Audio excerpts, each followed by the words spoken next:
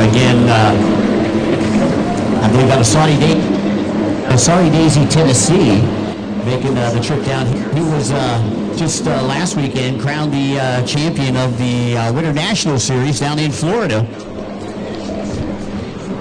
Well, also, folks, if you're watching at home, you want to go to the ProWatercross.livemotorsports.com, because we got transponders on our skis here, and it's showing right now the gap, the intervals here between Cash McClure and Christian Bain.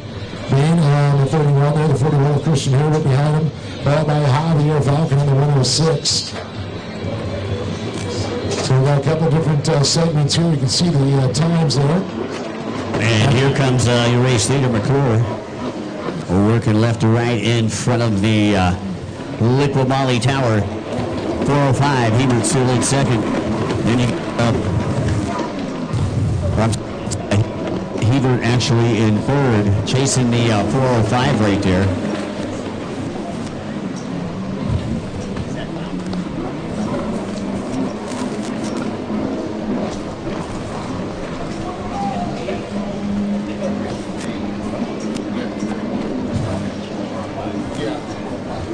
So boat number 31, it looked like there was a boat change. We apologize about that, but Christian Bain out of Oklahoma City, not on boat number 31, but on boat number 405. And I know that because that's the Street Outlaws right there, Oklahoma City. We do a couple shows in Oklahoma City. 405?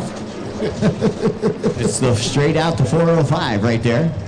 So Bain with a pole in the water trying to reel in McClure, but McClure putting a lot of real estate between he and second place here in the first race of the Liquid Molly Pro Watercross Tour. Joseph Smith down there giving the green flag here as we see a countdown clock there. This is a timed race, not by laps. I believe we're doing 8 minutes. Yep. For the juniors. I believe we got 4:45 rather left on the tick. And boat number 41, Hebert, able to get her on that split section over on the left-hand side of the track. So Hebert moves up into second place, but I'll tell you what, man, McClure on a tear out there.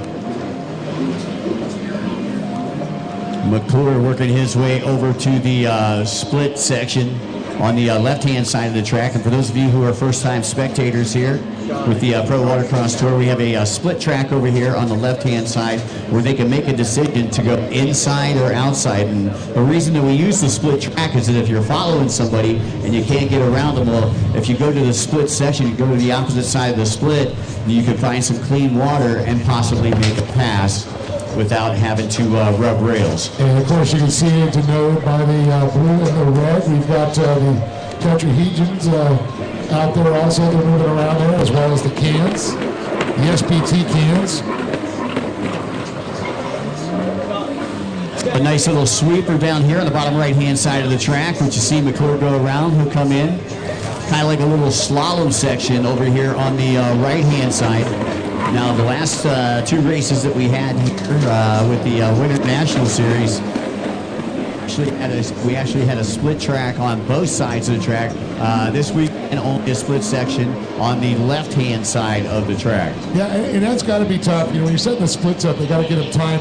So even though it's an option, they should be exactly the same going in and out. So I couldn't imagine trying to set up two of them either side. You know, I'll tell you, that's where a lot of our passing is made over there on the split section. That's the left-hand side of the track for all you first-time race fans out there. Now you see Cowboy, my good buddy Justin out there holding up the green flag and the white flag. They were across the flagman out here at the end of the dock.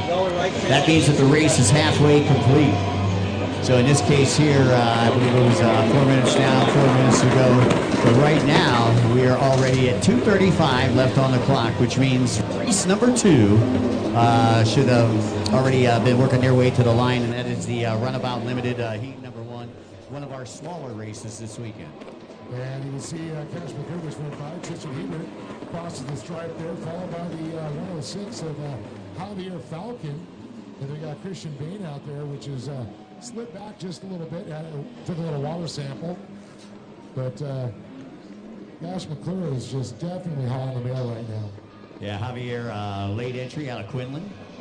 Glad that he could make it over for the races here. Getting special thanks to CBB here in Orange, Texas. Well, I'll tell you, never been to the Sabine River before.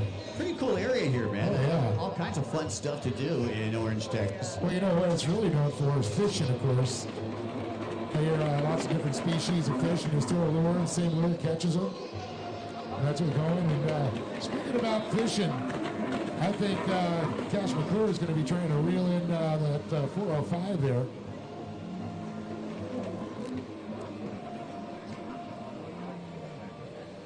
Right there.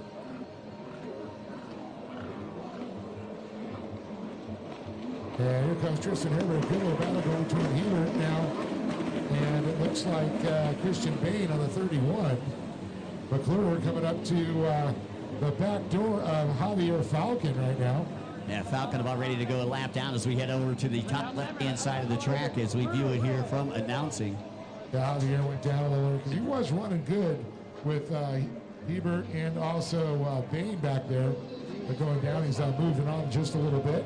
Now, if you take a look out there, race fans, the top left-hand side of the track, you see the red tetrahedron out there. That is their decision-making buoy, whether they will go inside to the blue tetrahedrons or to the outside in the yellow and red cans. And you can see, I believe that was second place right there that just decided to go to the inside, second and third, both to the inside. And the race is on over here on the right-hand side. Oh, number 33, Cash McClure, has been riding really good this year. You know, he's got some help from Taylor Curtis and the folks out there in Lake Havasu City. I'll tell you one thing. Taylor could tune a superjet. He really has found the formula there. There's like, I can count on one hand across the United States that makes those superjets run well. Yeah, well, you know, and he's a former free ride world champion, mini explosion champion up there in Pacific City, Oregon. And his son is soon to be a big champion himself. He's won a couple of local regionals championships. Yeah, did very well. There we go.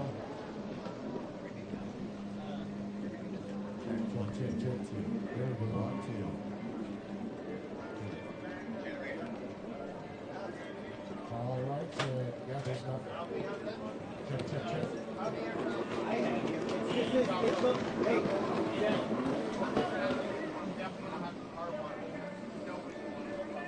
Gentlemen, you guys are still broadcasting on the live. This is local PA, is that? I still have it.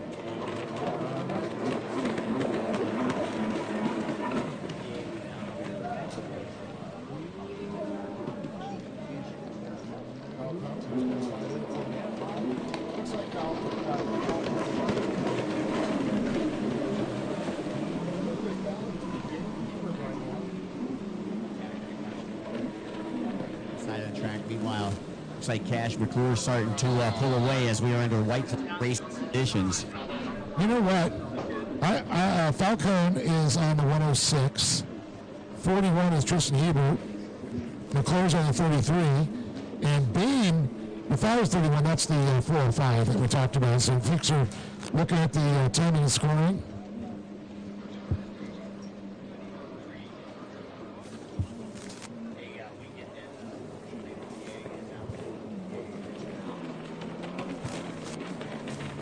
And Cash McClure takes the win. He holds his hand up as he slows down. Doing an interview, so they had to turn the local PA off. So moving around, now we're waiting for, it looks like Falcone to come in here. Hebert and looks like Bain. So it's going to be Hebert and Bain in their class and Falcone. They'll come around as a lap down there.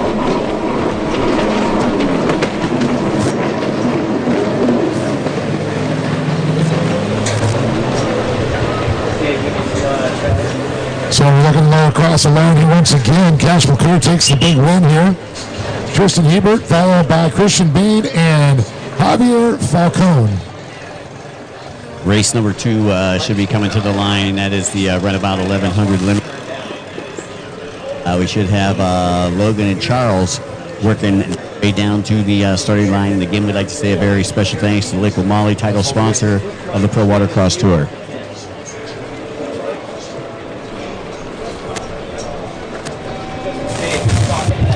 Once again, we'd like to say a very special thanks to Shorty and the official here of Pro Watercross.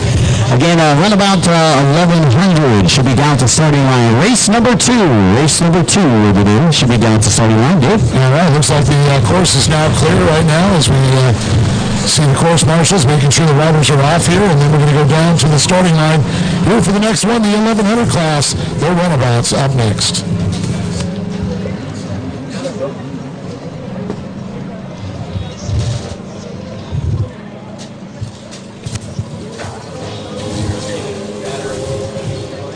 Well, history day here in Orange, Texas. The first race is now completed.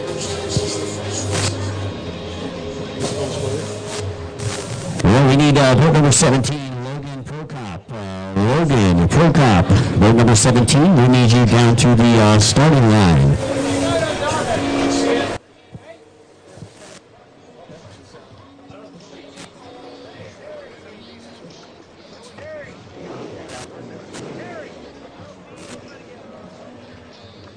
Once again, last call, Logan Prokop. We need you down to the starting line. Again, this is race number 2.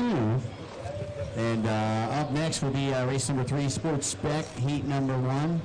Sports Spec riders need you to start coming down to the starting line as well. Big thanks again to our great sponsors who make this possible. Liquid Molly, of course, our title sponsor. Big shout out to Jet Tribe, Tony Vogt.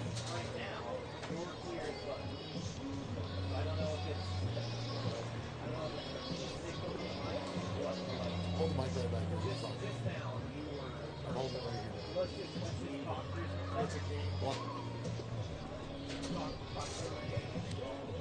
All right, so once again, Tony Vogt from Jet Tribe, big thank to him also. And do you believe SureCan, one of our new sponsors, so great to have on board. You'll be able to control the fuel flow as you fill up the skis here, no spilling.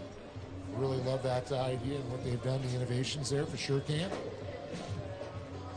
And of course, you know, this is a new direction here for Pro Watercross, so it's great to have Terry Hebert and, of course, Sean Dudick, East Coast Watercross, and I do believe Naughty Water joining forces here with Pro Watercross to make it one great big tour here as we kick off the season here in Orange, Texas.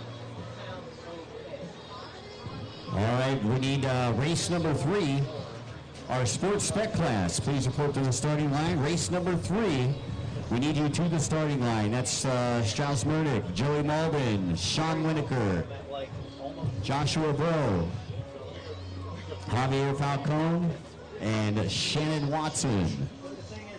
Once again, race number 3, Sports Spec class. We need you to the starting line.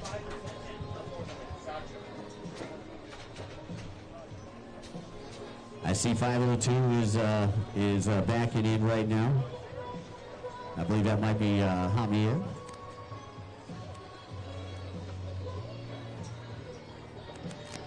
Once again, race number three, sports spec class. We need you to the starting line.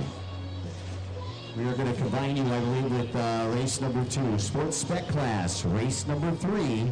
We need you to the starting line.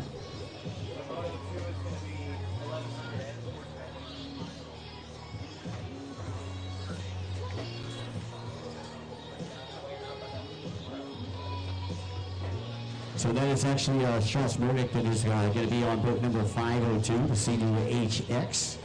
I think there was a number swap there.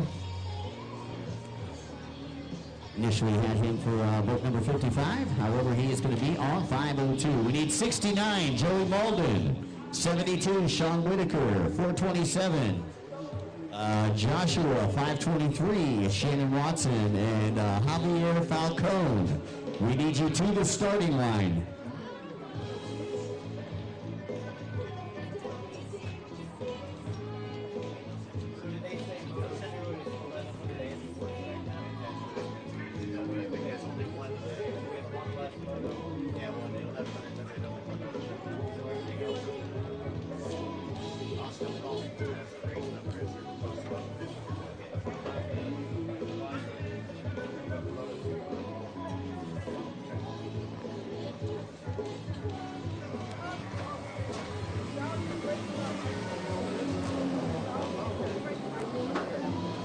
Once again, last call for our sports spec class. So got a little bit of change here. This Strauss is the fill-in. Okay.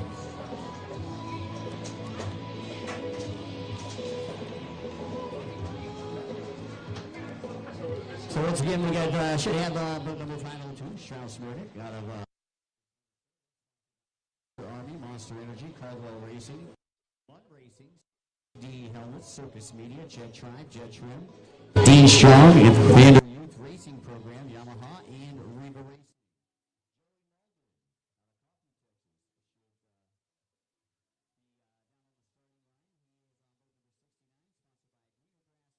Landscaping and Irrigation.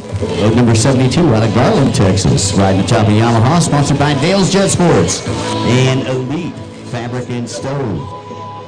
Shannon Watson, sponsored by GSK Machining LLC, as well as Miller Cycle Shop, Naughty Water, Botcon.com, Wax Racing Products, and Speed Tech Performance. And rounding out your field should be Javier Falcone.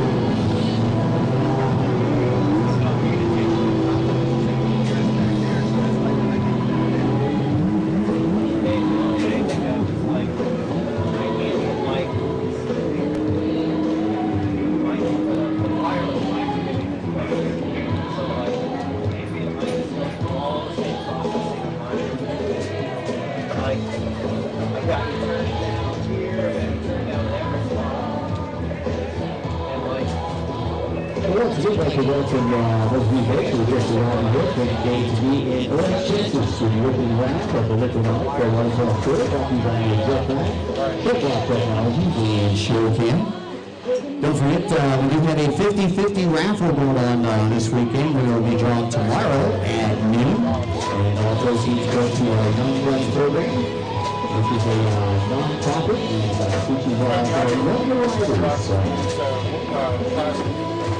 All in all racing, as we have series at every stop that we go to here on the Watercross Tour. I give you a wired mic direct to the live stream. Special thanks to a good friend from our show team, official YouTube. It's not, whatever goes into this mic, All research now, the short not going to be on this level. Those of you who are out here with us today support those who support the show. Go ahead and visit the great sponsors that we have here on the Mr. Holiday. The World Fantasy National Tour.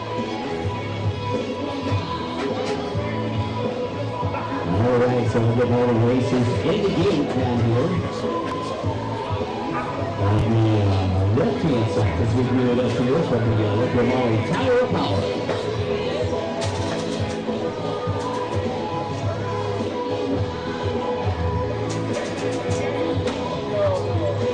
Well, we're just moments away now of getting the What About 1100 Limited off the line here. Mike just went through the rundown here.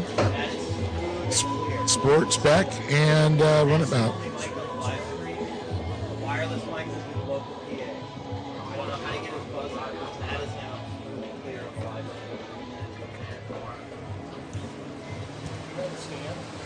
All right, looks like we've got just about everybody in the gate. There'll be 8 minutes plus a lap. 8 minutes plus a lap. And we got some more race fans asking us how many laps do you go? Well, it's actually a time race if you're familiar with any type of motocross events, especially with the outdoors. We go 70 minutes plus a lap. Here in this one, we're going 8 minutes plus a lap.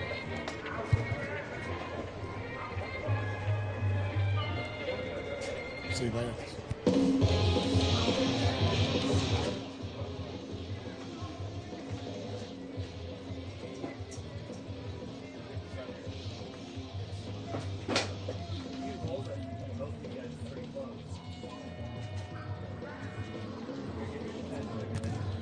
All right, we are off and away. It looks like Murdoch with a good jump.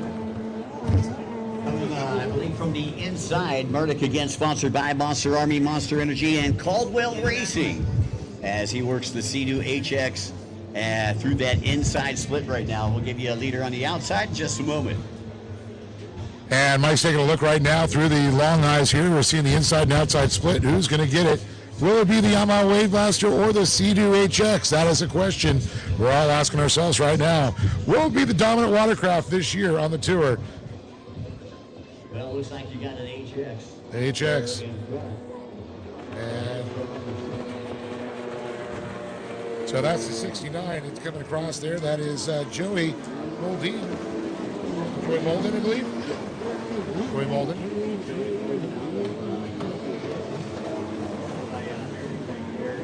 Second, then we've got our runabout that's racing in the runabout 1100 limited class. That is Charles Stackhouse on boat number 2003. I'm wondering if that was the date that he was born. You know? That's right, 2003. It's like a fine wine. You always want to date that one. All the numbers, all the numbers that you could choose from. Why would you choose 2003 unless you weren't born in 2003?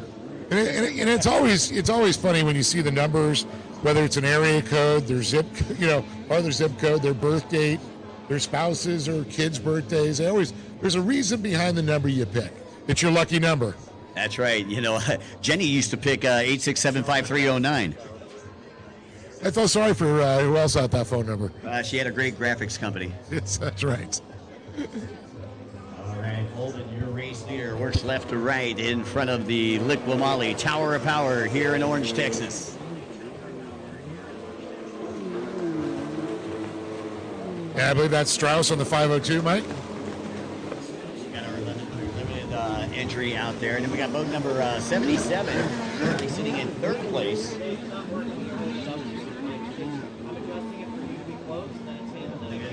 Okay.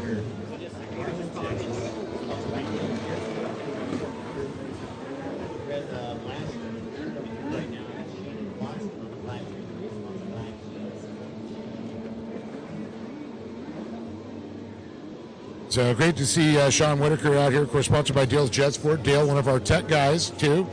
You always want a guy who knows how to build these things to, tech the skis here for sure, so that's kind of cool. Like Joey Halton, a long-time racetrack. We've been talking about him out at Lake Harrison many, many years. And Joey in the lead here in his home state. Yeah, it's definitely got to feel good for Molden to come out here and lead into your backyard. This is my water, he says. Green flag is out from Cowboy out there on our flag stand. And again, nothing but clean water for Malden. But I guess that's kind of almost an oxymoron because none of the water here is clean. First off, it's brackish. Second off, we got a seawall. Third, we got like a 20-mile-an-hour wind coming from the southwest. And I talked to Kyla DeRosa after a practice, and she said, You know, it didn't really feel that salty. Just, you know, you can tell there's a little bit hint of it. You can tell the fresh water out there. But boy, oh boy, she said it is rough. Actually, the wind has settled down just a little bit right now. These conditions get a little bit better. We do have a caution flag, and I'm trying to find out if there's a rider down. I see it. So it looks like a local caution in that area. We continue to race here under caution. Shannon Watson that went down as the courtesy flags comes out from Justin, our flag man, out there on the pier. And that is Walden, still your race leader, being chased down right now by boat number 502 on the C2HX, Strauss Marinick. Again, Marinick, part of the Monster Army, sponsored by the Commander Youth Racing Program, Yamaha, and Dave Mathis, all the fine folks down there, Reba Racing. Well, he's got to be happy coming all the way from Minnesota, going up a little bit.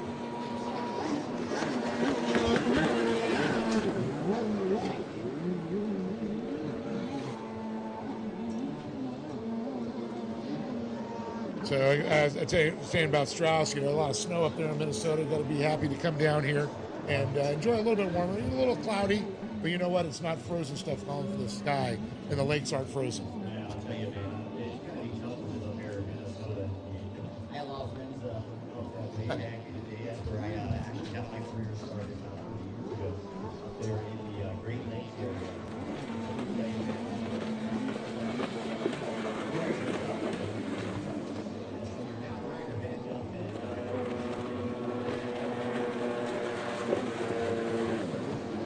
Molden with a great run here as we lift right behind the 502. Strauss, once again, Strauss, you know, on what, Barra property, I believe.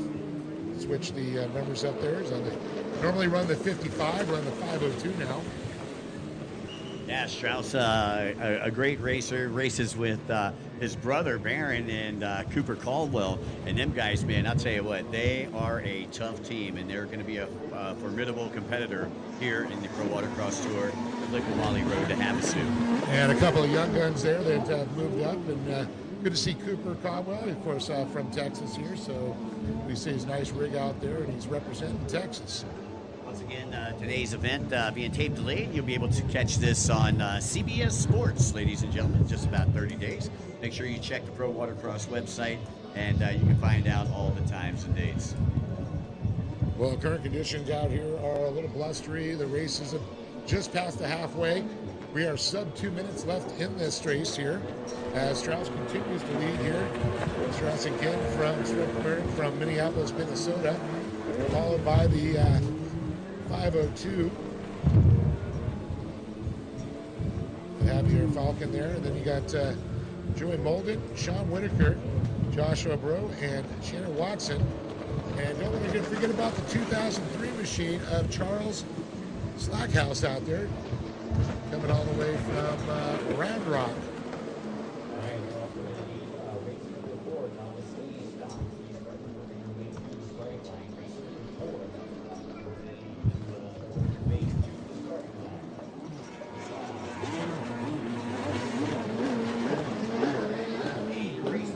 Goes to the inside as Mernick goes to the outside. As we take a look over on the left-hand side of the track, they look pretty even going in.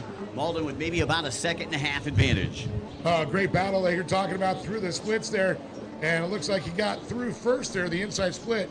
And I know they timed those things. Look pretty darn even. Yeah, you know, I'll tell you, Kevin Scott and the course marshal crew here from Naughty Water doing an amazing job out there, working hard to make sure that all these racers are racing safe and racing evenly, you know what I mean? And that's one of the big things, especially when you have a split track over there. You know, they test, time, and that's what they got to make sure that everything is fair for these racers. Time is ready to expire as we have less than 10 seconds, so the white flag will be coming out this next lap around for Malden.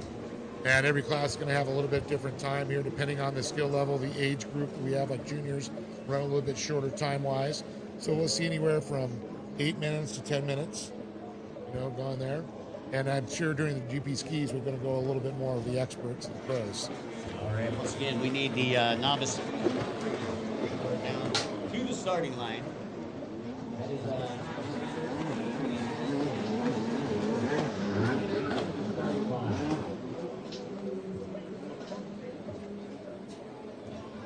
Just saw Sean Whitaker out of Garland, Texas go by on his Yamaha Superjet, sponsored by Dale's Jet Sports, and it looks like Elite Fireplace and Stove. White flag is out, Mike. One more lap to go here. Oh, yeah, and you know, the cool thing is with one lap to go, look at first and second. Less than 2 seconds between first and second right now. Malden's still with the lead. Murnick with a pull in the water, trying to reel him in. And speaking of pull in the water, looks like we got some fishermen out there also. Got some of the great fish here on the Sabine River.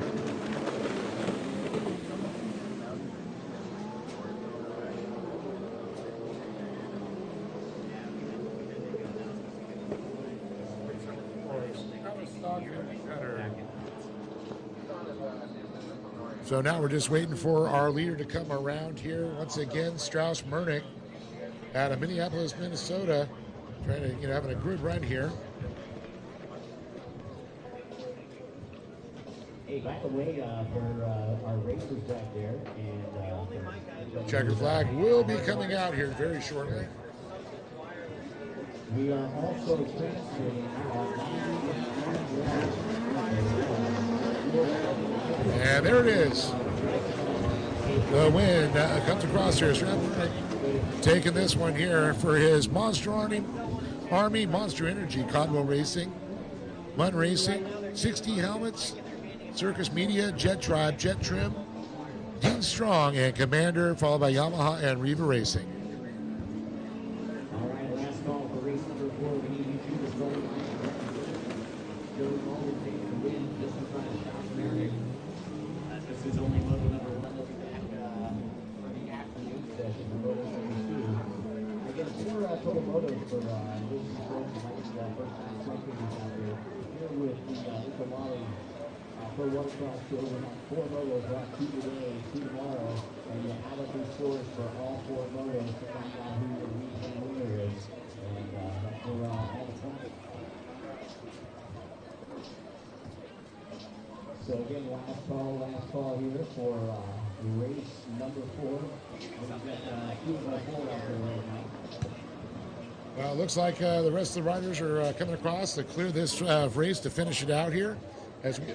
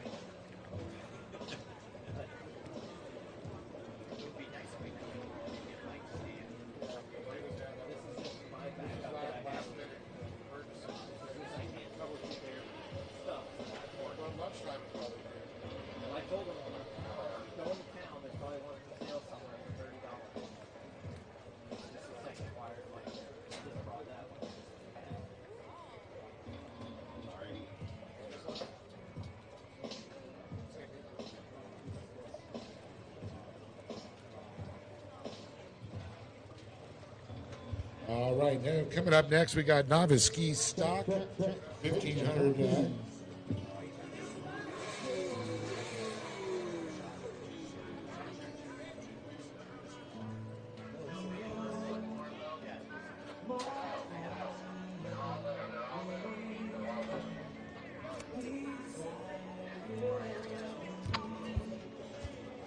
Alrighty, once again,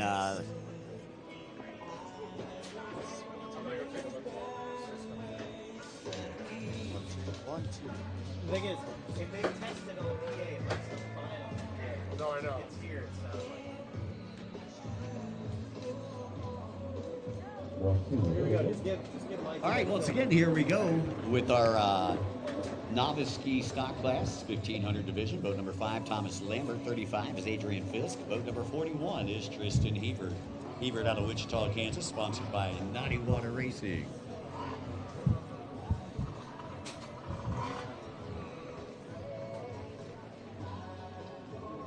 Looks like boat number 30. Looks like boat number 35 is your race leader on the inside. It is Adrian Fisk out of Kingwood, Texas. But it's going to be Fisk, though. Fisk coming from that inside split will be your early race leader, followed by Labor, field number 5.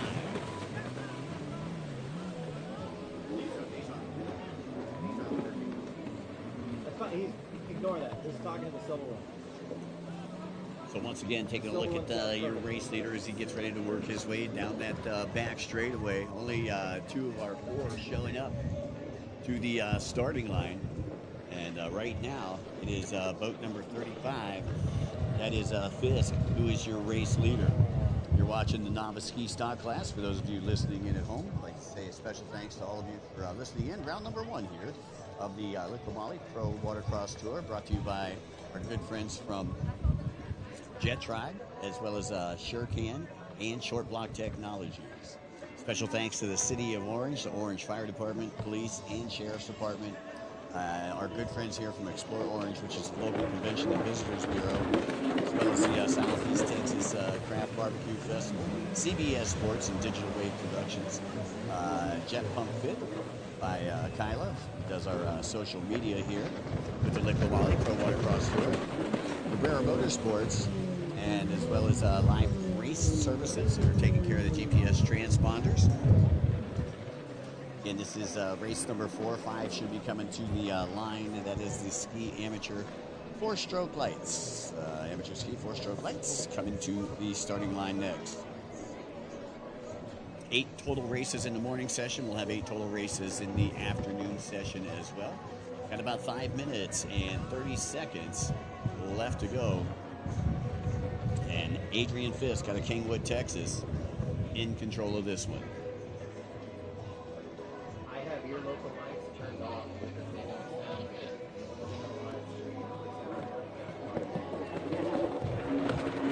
All right, Fisk takes a look over. He'll find the green flag there from Justin, our flagman down there on the tower. Works his way over here to the right-hand side around the sweeper.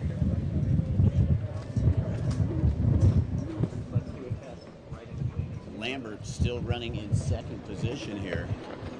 Again, the 2 and 4 showing up for our novice ski stock class.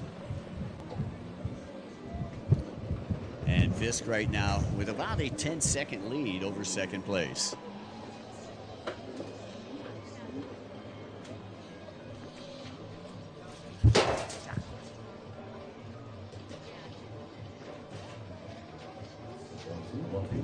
Sorry about that, folks. Having a little PA issue here. Had to change channels, and we're trying to do a live stream up here as well. So again, we apologize for any confusion out there, but it is Fisk, Adrian Fisk in the lead. Number 35.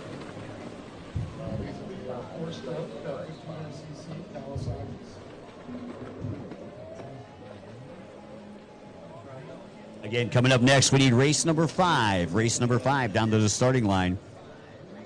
That is our Ski Amateur 4-stroke lights. Ski Amateur 4-stroke lights. We need you to the starting line. That is race. Talking to the wireless girl. Down to the starting line. If you're not doing anything, our racers, we need a holder.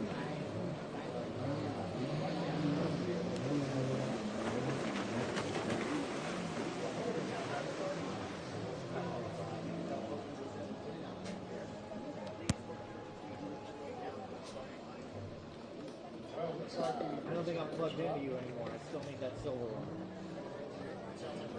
It sounds like my cable from the board isn't plugged in at all. I still need you to use the silver one so I can hear something. Fisk collecting the halfway flags. 1, 2, 1, 2. Okay, we're back again. trying to work out these hiccups here One is his wireless. with the PA system. Apologize to everybody at home and everybody here locally. But unfortunately, our local mics are not working, and we're working on getting that handled right now. As Justin's got the courtesy flags up, we got about 2 minutes and 25 seconds left on the clock here. You're watching race number 4 of the Novice Ski Stock 1500 class. And coming up next will be our ski amateur four-stroke ski lights. Got 5 racers in this next one. And race number 6, you need to stand by, as that's going to be our vintage ski 550 open. Race number 7, you can start thinking about it, our runabout amateur stock. Again, just under 2 minutes left to go.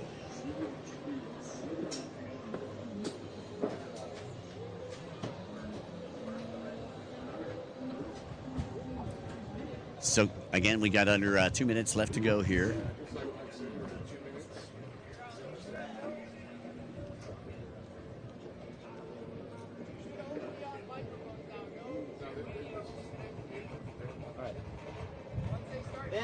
This cable right here is getting 0 signal. Lambert coming through the start-finish line with only $1.15 left on the ticker. Getting 0 signal even when they Meanwhile, your race leader working on the outside split,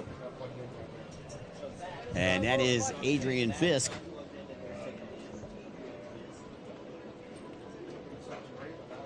Oh yeah, silver, that's my backup that I brought. Silver and trillion. All right, Fisk with another pass through the start-finish line. Under a minute to go. Probably going to be getting the white flag this next time around. There's nothing on this bike show working. That's what I'm saying. They're chasing something. Maybe just let them chase them. So once again, Fisk, top right-hand side of the track. That is where your leader's at. He's got probably close to a half-lap lead right now, and he'll be getting the white flag, I would imagine, this next time around, as we are only at about 25 seconds left to go, as Fisk goes out there toward the decision-making buoy. That is the red tetrahedron out here, top left-hand side of the track, and we normally call that the MasterCard buoy because that's where you make your decision to go either inside or outside split, and Fisk opting to go to the outside.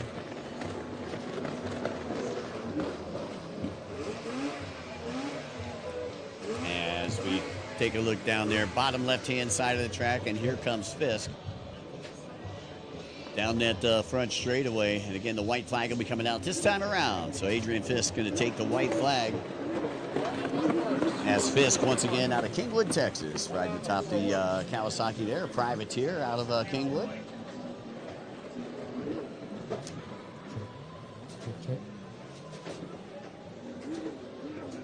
Three.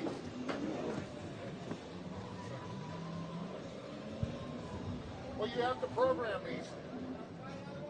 Check, check, check. Check, check, check. Check one, So two. Fisk with about a half lap to go here. And this is race number 4. 5 is coming to the line, race number 5. Right now, getting ready to get this one. The white flag is up right now. Good out of the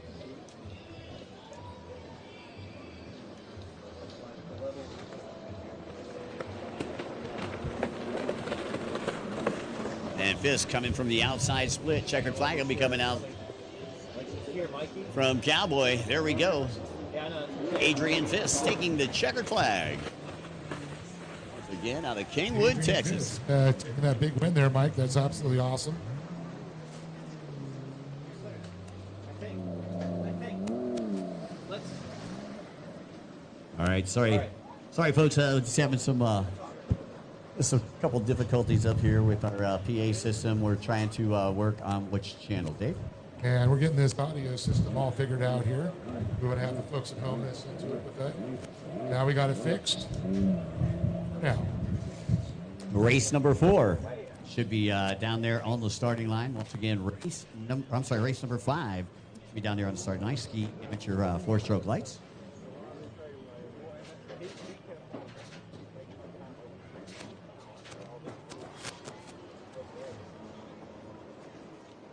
oh, I'm looking forward to that. The Youngster 4-stroke talked about DeRoster is going to be on that one, or one of our partners up here for our broadcast. Yeah, Kyla, she's pretty fast, man. Watch out for her. Which is really cool because I've known Kyla a long time. Good friend with her dad, off-roading. Her, she's an off-roader at heart, but loves the water like I do. But one of the things, she's normally known for riding her 550. She loves her 550. Yeah, she liked that vintage ski. Speaking of vintage ski, that's going to be our next race. This is going to be the amateur ski 4-stroke lights class. From these, if you could just point them away from me. It's only when you're playing music. I don't care about the PA. So if you're not going to play music, it doesn't matter.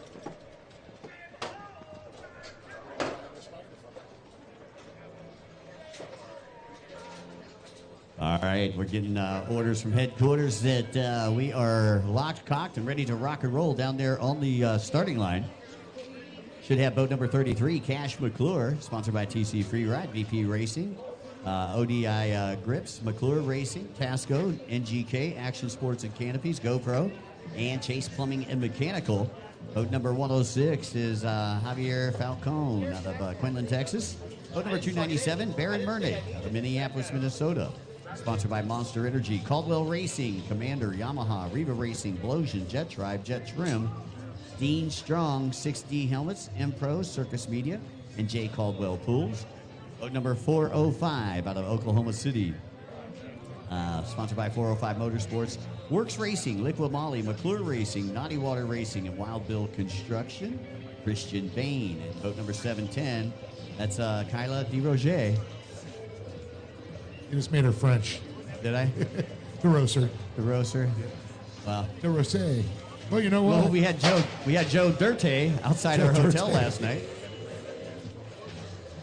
You're just sticking with the theme. Hey, man, there's a lot of French people around here. What can I say?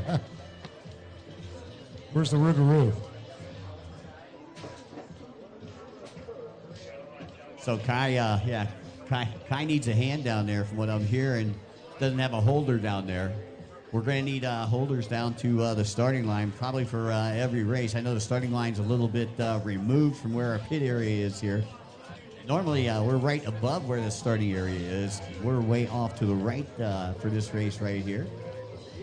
You know, also, Kyla just got a few great sponsors out there, and Surecane, one of her great sponsors too, and Unlimited Wetsuits. I do believe Jim Beaver Motorsports also. Mike got the long eyes out right now. We're going to take a look and see who's going to get the whole shot. Looks like Cash McClure. And McClure going to be running the outside split. Yeah, it looks like one rider a little lost out there, did the correction, got back onto the right inside split there through those blue tetrahedrons. And that is the 405 back there in the second place position. That is Christian Bain. So it's McClure. It was Bain coming from the outside, but coming from the inside, looks like boat number 297. And I believe that is Murnick. Baron Murnick, again, out of Minneapolis, Minnesota. Riding atop the Yamaha, sponsored by Monster Energy and Caldwell Racing. Settles into that second place position. Meanwhile, Cash McClure, your race leader, trying to put a little real estate between he and second place. And right there, you got Javier Falcone, and you got Kyle DeRoser, and then Christian Bain there. Kyle moved up into that third position. See a good little battle right now for third going on. Kyla trying to make it, the lady in pink out there.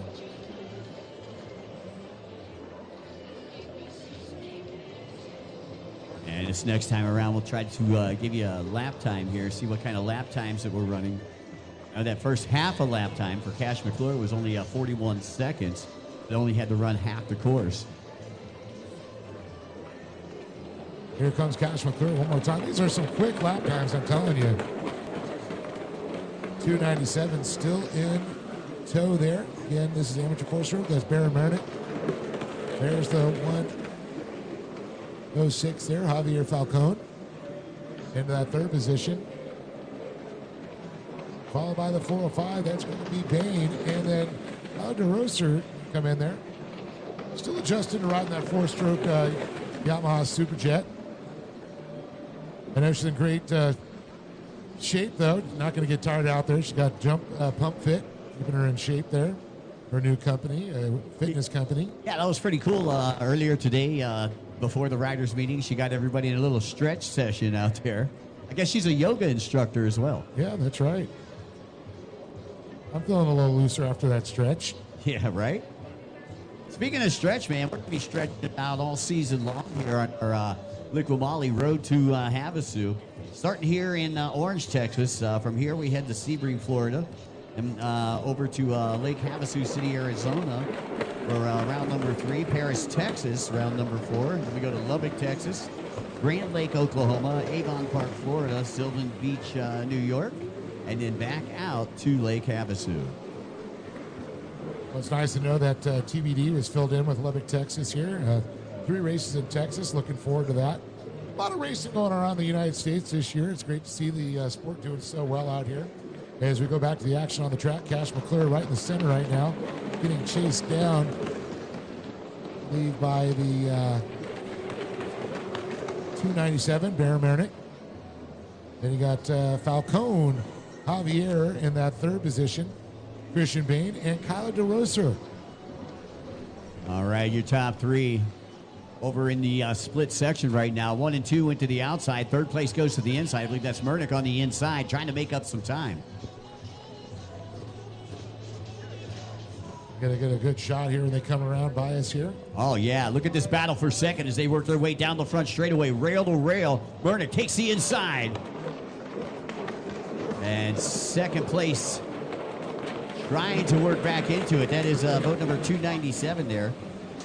And Javier Falcone on the 106 there. Yeah. Goes into 2nd place. Mernick back to 3rd now. Again, your leaders on the top right-hand side of the track, in case you're trying to follow it here locally. 33, Cash McClure, in control of his own destiny, or could it be density?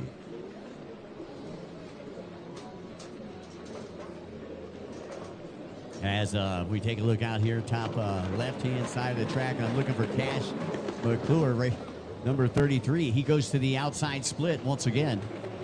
Dane trying to get up to speed there and catch up to the pack there. Caladroser, goes a little wide on that turn, but able to put it back. And we go back to our 4th place position right now. We're going to take a look now at our leader. Once again, Cash McClure, the 33, as he makes his way around towards that finish line one more time here.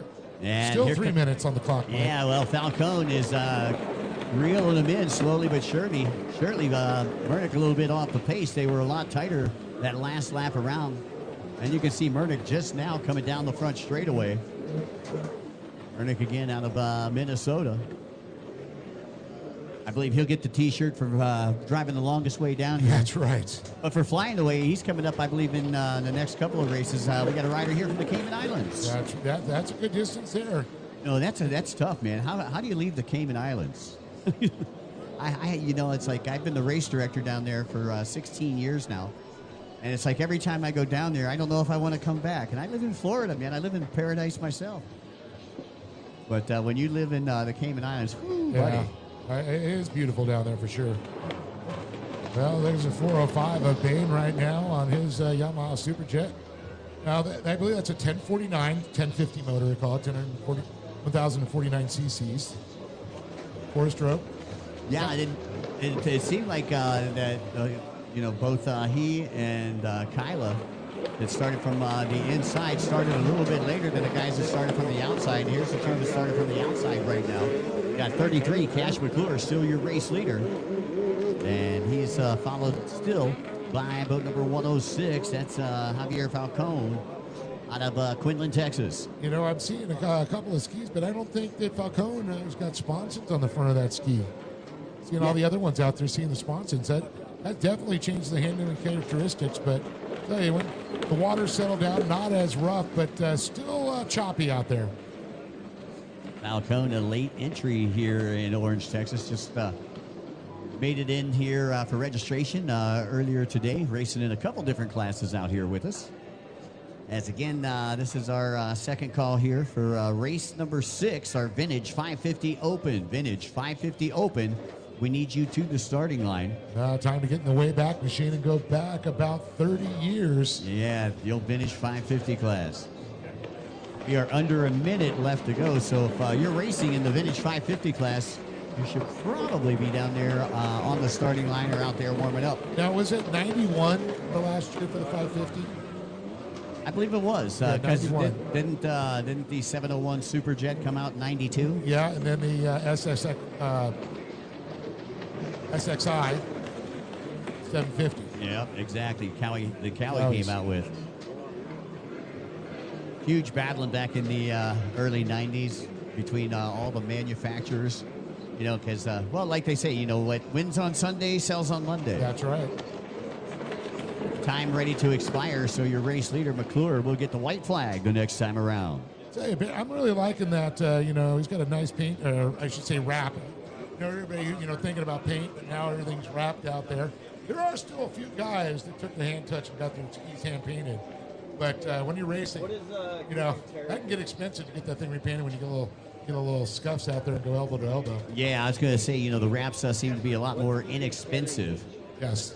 As the white flag coming out from our flagging stand. And there it is, white flag for Cash McClure as it comes by across the stripe for the last time in this race here. Again, these aren't motor number ones. Javier Falcone and Christian Bain, the 405. Well, Falcone not going anywhere. As you can see, McClure taking a look over his shoulder. Going, this guy just won't let go. Just keeps on following me.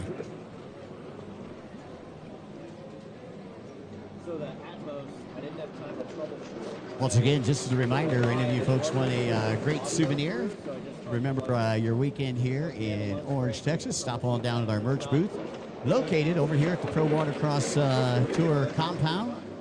But it wasn't giving, I need my audio. While you're over there, you can pick up yourself a 50-50 ticket. That's right, we're going to have a 50-50 raffle for our Young Guns program. And again, you can pick up your 50-50 raffle ticket at the Pro Watercross Tour compound, right there where the merch is located. All right, Dave, checkered flag getting ready to come out. And there it is, the win for Cash McClure out of Southern Daisy, Tennessee, taking that win right there.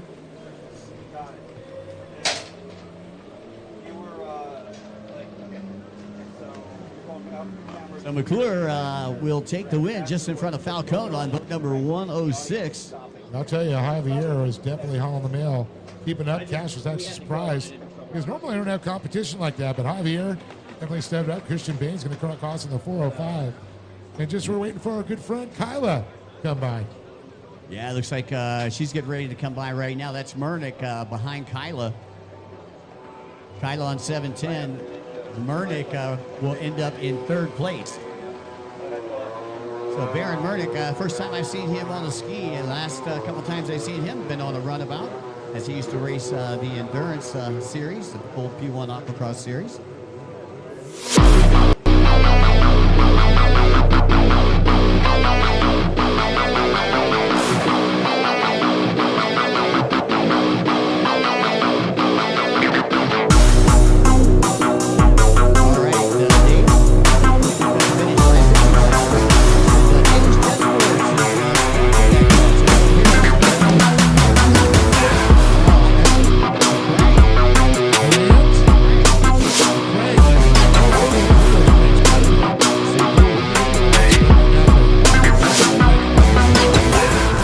Whether on the streets or the track, our premium oils and additives keep you moving no matter the road. Powered by people, driven by passion.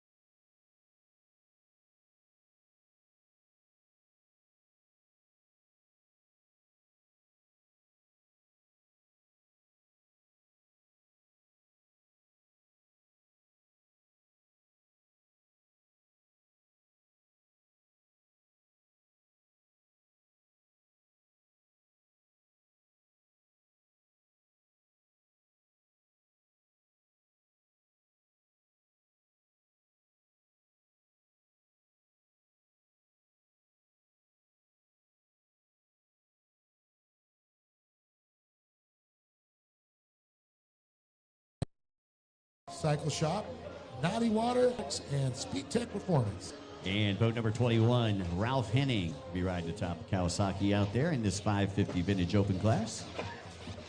And it looks like it's going to be Ryan Grant on the number 7, Goliad, Texas. And it's Fly Racing and Rad Dad Racing. Out of Nederland, Texas, sponsored by Jerry Rig Racing and Josh Bro. On boat number 427, that rounds out your field of competitors here for the Dale's Jet Sports Vintage 550 Open class. Once again, Dale's Jet Sports giving away a crank to the winner of this class. And Dave, how much a crank set you back, buddy? Oh, $800, $900 at least. It's close to $1,000. Close to $1,000, yeah. And if you get, it just balanced, blueprinted, perfect. You go for the more expensive connecting rod bearings. But we're off and racing. The green flag has flown. All right, looks like we're going 6 minutes plus a lap. And they've mixed in some X2s here. You got to spice it up a little bit. I'd have to make sure I have a clear car instead of what kind of car do you have? I think this might be CF. Looks like boat number 427, Josh, your early leader on the outside. I have recorded on it. We'll see if he can make it stick. I don't know. It looks like that inside might be a little bit quicker, a hair quicker. We'll let you know who that race leader is. Looks like, no, that's Josh, 427. Ended up holding on to it. Big battle for second here, though. Showing a little bit of style there, throwing the leg out. And let's see, second and third. That's going to be the number 21. That's Ralph Henning. And the 17, Mike, that is Shannon Watson. Yeah, she's on the GSK Machining Kawasaki out there. And looks like we got Carly Harris on the number 4. And then the 96 there, Ryan Grant. So this Vintage 550 Open combined with our Vintage X2 class. You got an X2 out in front right now. Well, I've got 5 names and 6 riders, so we have a mystery racer out there. We're probably late entry, not a problem. We'll get that for motor number 2, so we get our new sheet. Once again, we're in motor number 1, race number 6. And that's your race leader, Josh. Josh opts to go to the outside after the MasterCard buoy on the top left-hand side of the track. Looks like second place is going to follow suit. That is still Henning on boat number 21. We need race number 7, our amateur stock runabout class. Amateur stock runabout class, we need you to the starting line. Once again, race number 7, we need you to the starting line. Once again, there's Josh Bro of riding his Jerry Rig Racing machine. Henning, another pass back by the Liqui-Moly start-finish line. Once again, you're watching round number 1 here at the Liqui-Moly Pro Watercross Tour as we embark on our trip, our road to Lake Havasu, Dave. And you can watch it all right on CBS Sports Network. About 30 days from now, we'll be airing this. By the way, I'd like to say a very special thanks to the city of Orange here in Texas. Of course, they brought their police department. And you know what I'm Sheriff's holding in my Department. hand? Oh, It is an orange, my friends. I'm glad I'm not colorblind.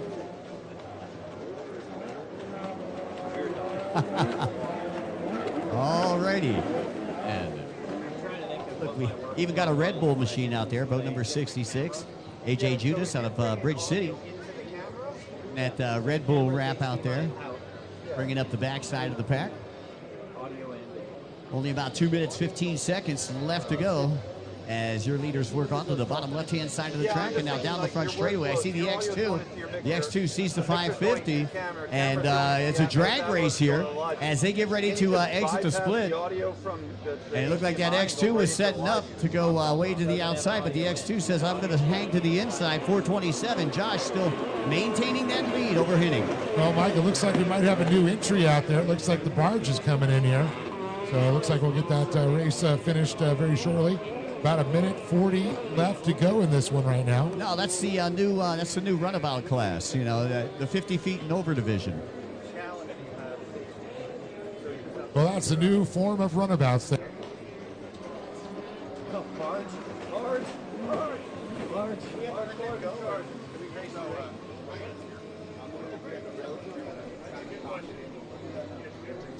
We have to let these guys go. So we have to hold.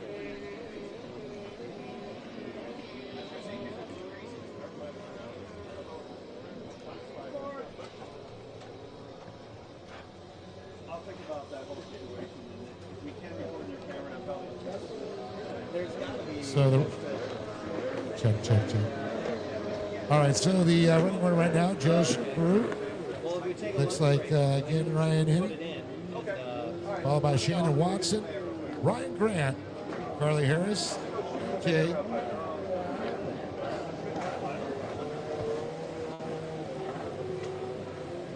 All right, so I don't think it's going to happen this time, but it'll happen next time as we're closing in on 30 seconds. And there is your race leader coming through the Liqui Moly start-finish line.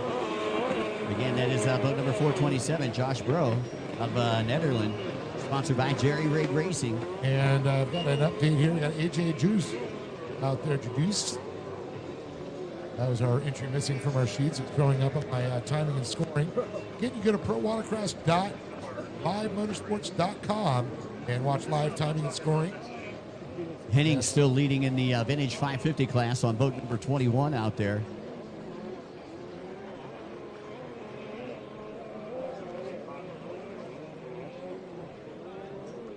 And you can see a giant tug's going to be coming around here, but the white flag will come out. One more lap to go. I wonder if they could bunny hop the barge. Where's Chris McCluggage in the houseboat jump? We'll get him to do the barge jump. Right there underneath the London Bridge. Yeah. Stunt junkies back in the day. Alrighty, so 427 is your race leader as he works his way through lap traffic. Josh Bro, again out of Netherlands.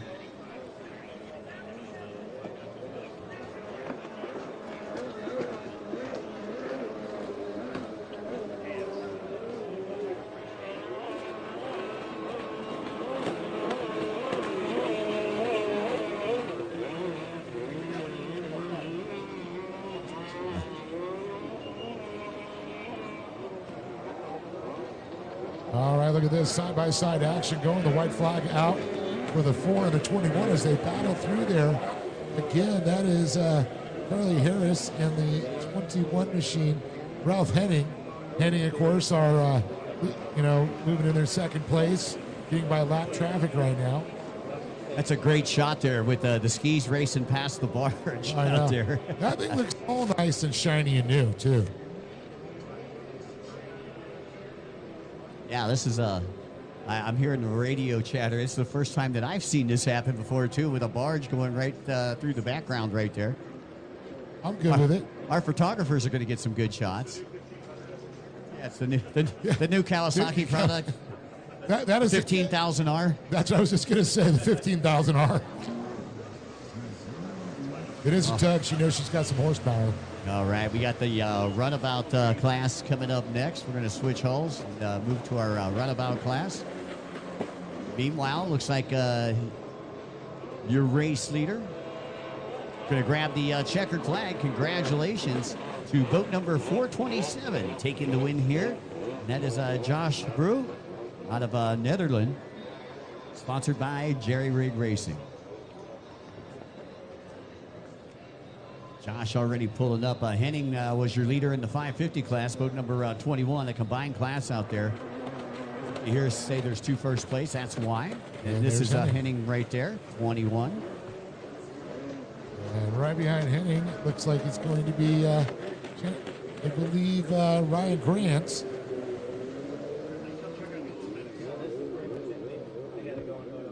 Once again, while we have the opportunity, I'd like to say a very special thanks to Liqui Moly. Of course, our good friends at Jet Tribe, Tony Vo and company.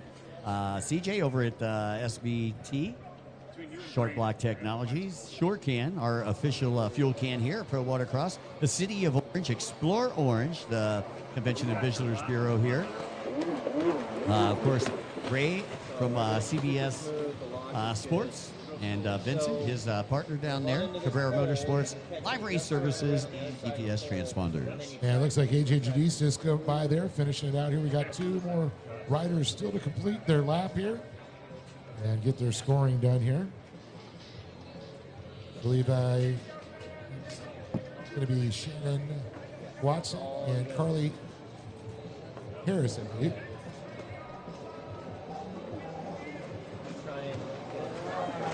And there you go. Uh-oh.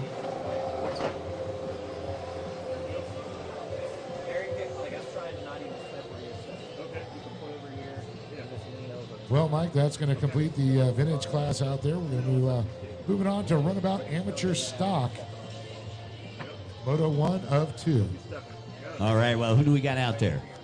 Well, it looks like we're going to have, I believe, Logan Crocop out of Corinne, riding the Sea-Doo there for Marley, Dog Acrobats, and Charlie's Golden Days. Well, we also got boat number 23, James House. He's out of Kima, Texas, sponsored by Viper Performance Engineering and Casa Grande Royalty Company. Stratus Murdoch's going to be coming to us again from Minneapolis, Minnesota. They're on a Sea-Doo riding for Monster Army, Monster Energy, Caldwell Racing. I'll tell you what, watch out for this next guy, boat number 193. That is Cooper Caldwell. He's out of Fort Worth, Texas, sponsored by Caldwell Racing, Monster Energy, Reva Racing, Dean Strong, Commander, Yamaha, MTI Boats, RP Elite Motor and Marine 60 helmets, Jet Tribe, Jet Trim, Impros, Circus Media, Frozen One, Ice Cream, and J. Caldwell Custom Pools. Cooper Caldwell. And riding the number 316 is going to be Kevin Quinn out of Round Rock, Texas, riding his Yamaha for Green Hope Performance, Quinn Brothers Construction, Austin Jet Skier, Wilderness Athlete, Sharkly Nutrition Products, Wood Cycle Country, Ski Dock, Crossover Ministries, FCA Fellowship of Christian Athletes.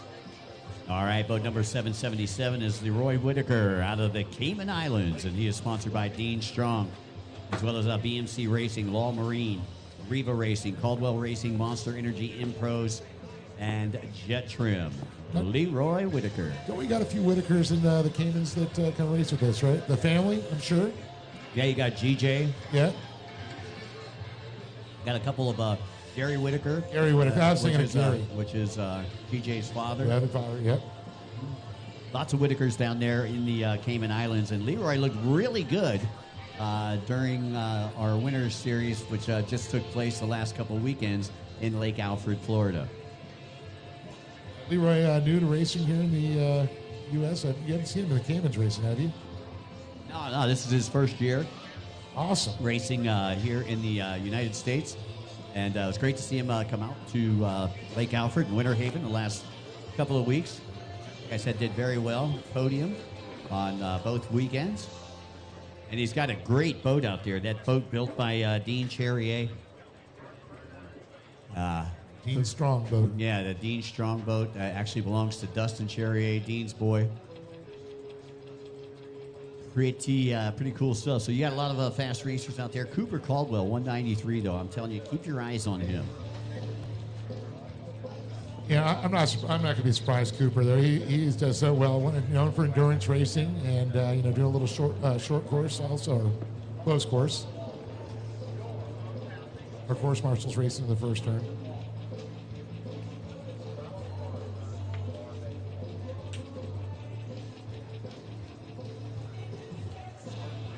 See, what we're doing is we're actually checking the splits out there to make sure that they're even. We've readjusted the split track over here on the left-hand side. So they're just checking to make sure how even they are. As you see them both come out, and it looks like they came out just about even right there. So yeah, it looks pretty good to me.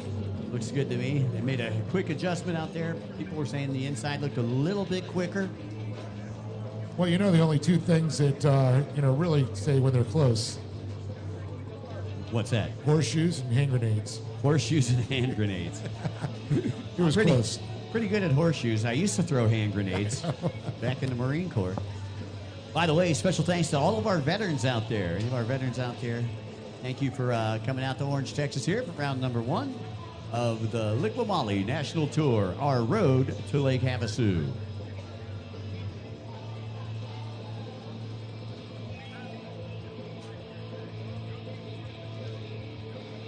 Yeah, that was pretty cool, man. You know, after 40 years of announcing, man, I never seen a barge come, you know, that close to the racetrack. You know, I mean, I've been in a lot of powerboat races, like F1 races and so forth, where we just have to just stop the race. Oh, yes. You know, like especially on the Ohio River, we used to race in Marietta, up there in Ohio, and every time it came by, you know, you knew that it was time to hurry up and run to the beer tent. Because we'd have to stop for about a half hour. Well, I remember Pro Watercross. I did the slalom drags in Nashville, and that's an active river, and we actually had to stop a few times for some barges to come by.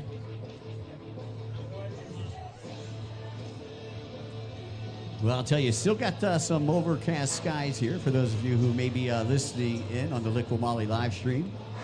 But I tell you, the weather's actually kind of perfect. You know, it's just about 79 degrees right now. See Caldwell blowing out his boat right there before we get started here. This is race number 7. After race number 8, we'll be taking a short lunch break, and then we'll come back for the afternoon session. And glad everybody could make it out. CBS Sports is where you'll be able to check out all the action. In about 30 days from now, we are doing a tape delay program here for CBS Sports. Again, I'd like to say a special thanks to Tony Vo and all the fine folks at Jet Tribe. As we get set to take off, Dave, I believe they're locked, cocked, and ready to rock and roll down there, almost starting live. Oh, that is right down there. You can see them all anticipating the start here. The clock getting reset now. Look for it. It's going to be 10 minutes, I believe. It's 10 minutes, the distance here, or the time, I should say. 10 minutes plus a lap. Yeah, it is a runabout class, so they normally bump up the times here for these sit-down boats. And they do go a little bit quicker. I don't know. I'm just I'm gonna go out on a limb here, man. Caldwell, Mernick, Whitaker are a couple of them that I'd be watching. And it's so crazy because these are stock boats, so they are quiet. 777, your leader on the inside. It is Caldwell on the outside. I believe that's Mernick on the inside. No, that's Leroy Whitaker. I'm sorry, Leroy Whitaker. Leroy. Yeah, he's on that Dean Strong boat. We'll see if he can hold on to it here. 777, it is Whitaker, your early race leader, followed by Caldwell. 23, looks like. Yeah, that is James House, sponsored by Viper Performance Engineering. So those are your top 3 here on lap number 1.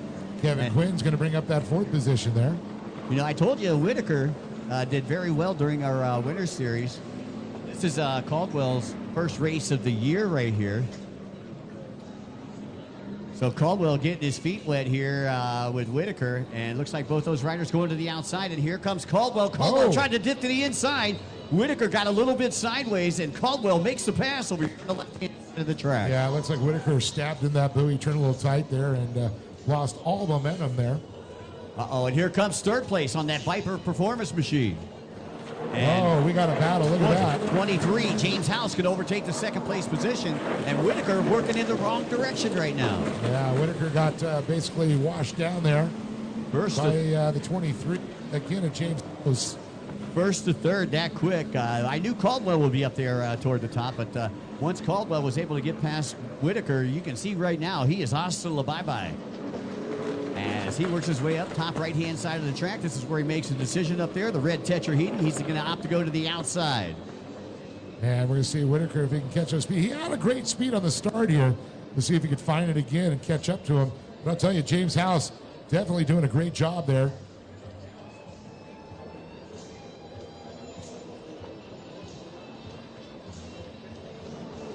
And here comes Cooper Caldwell, there's 193.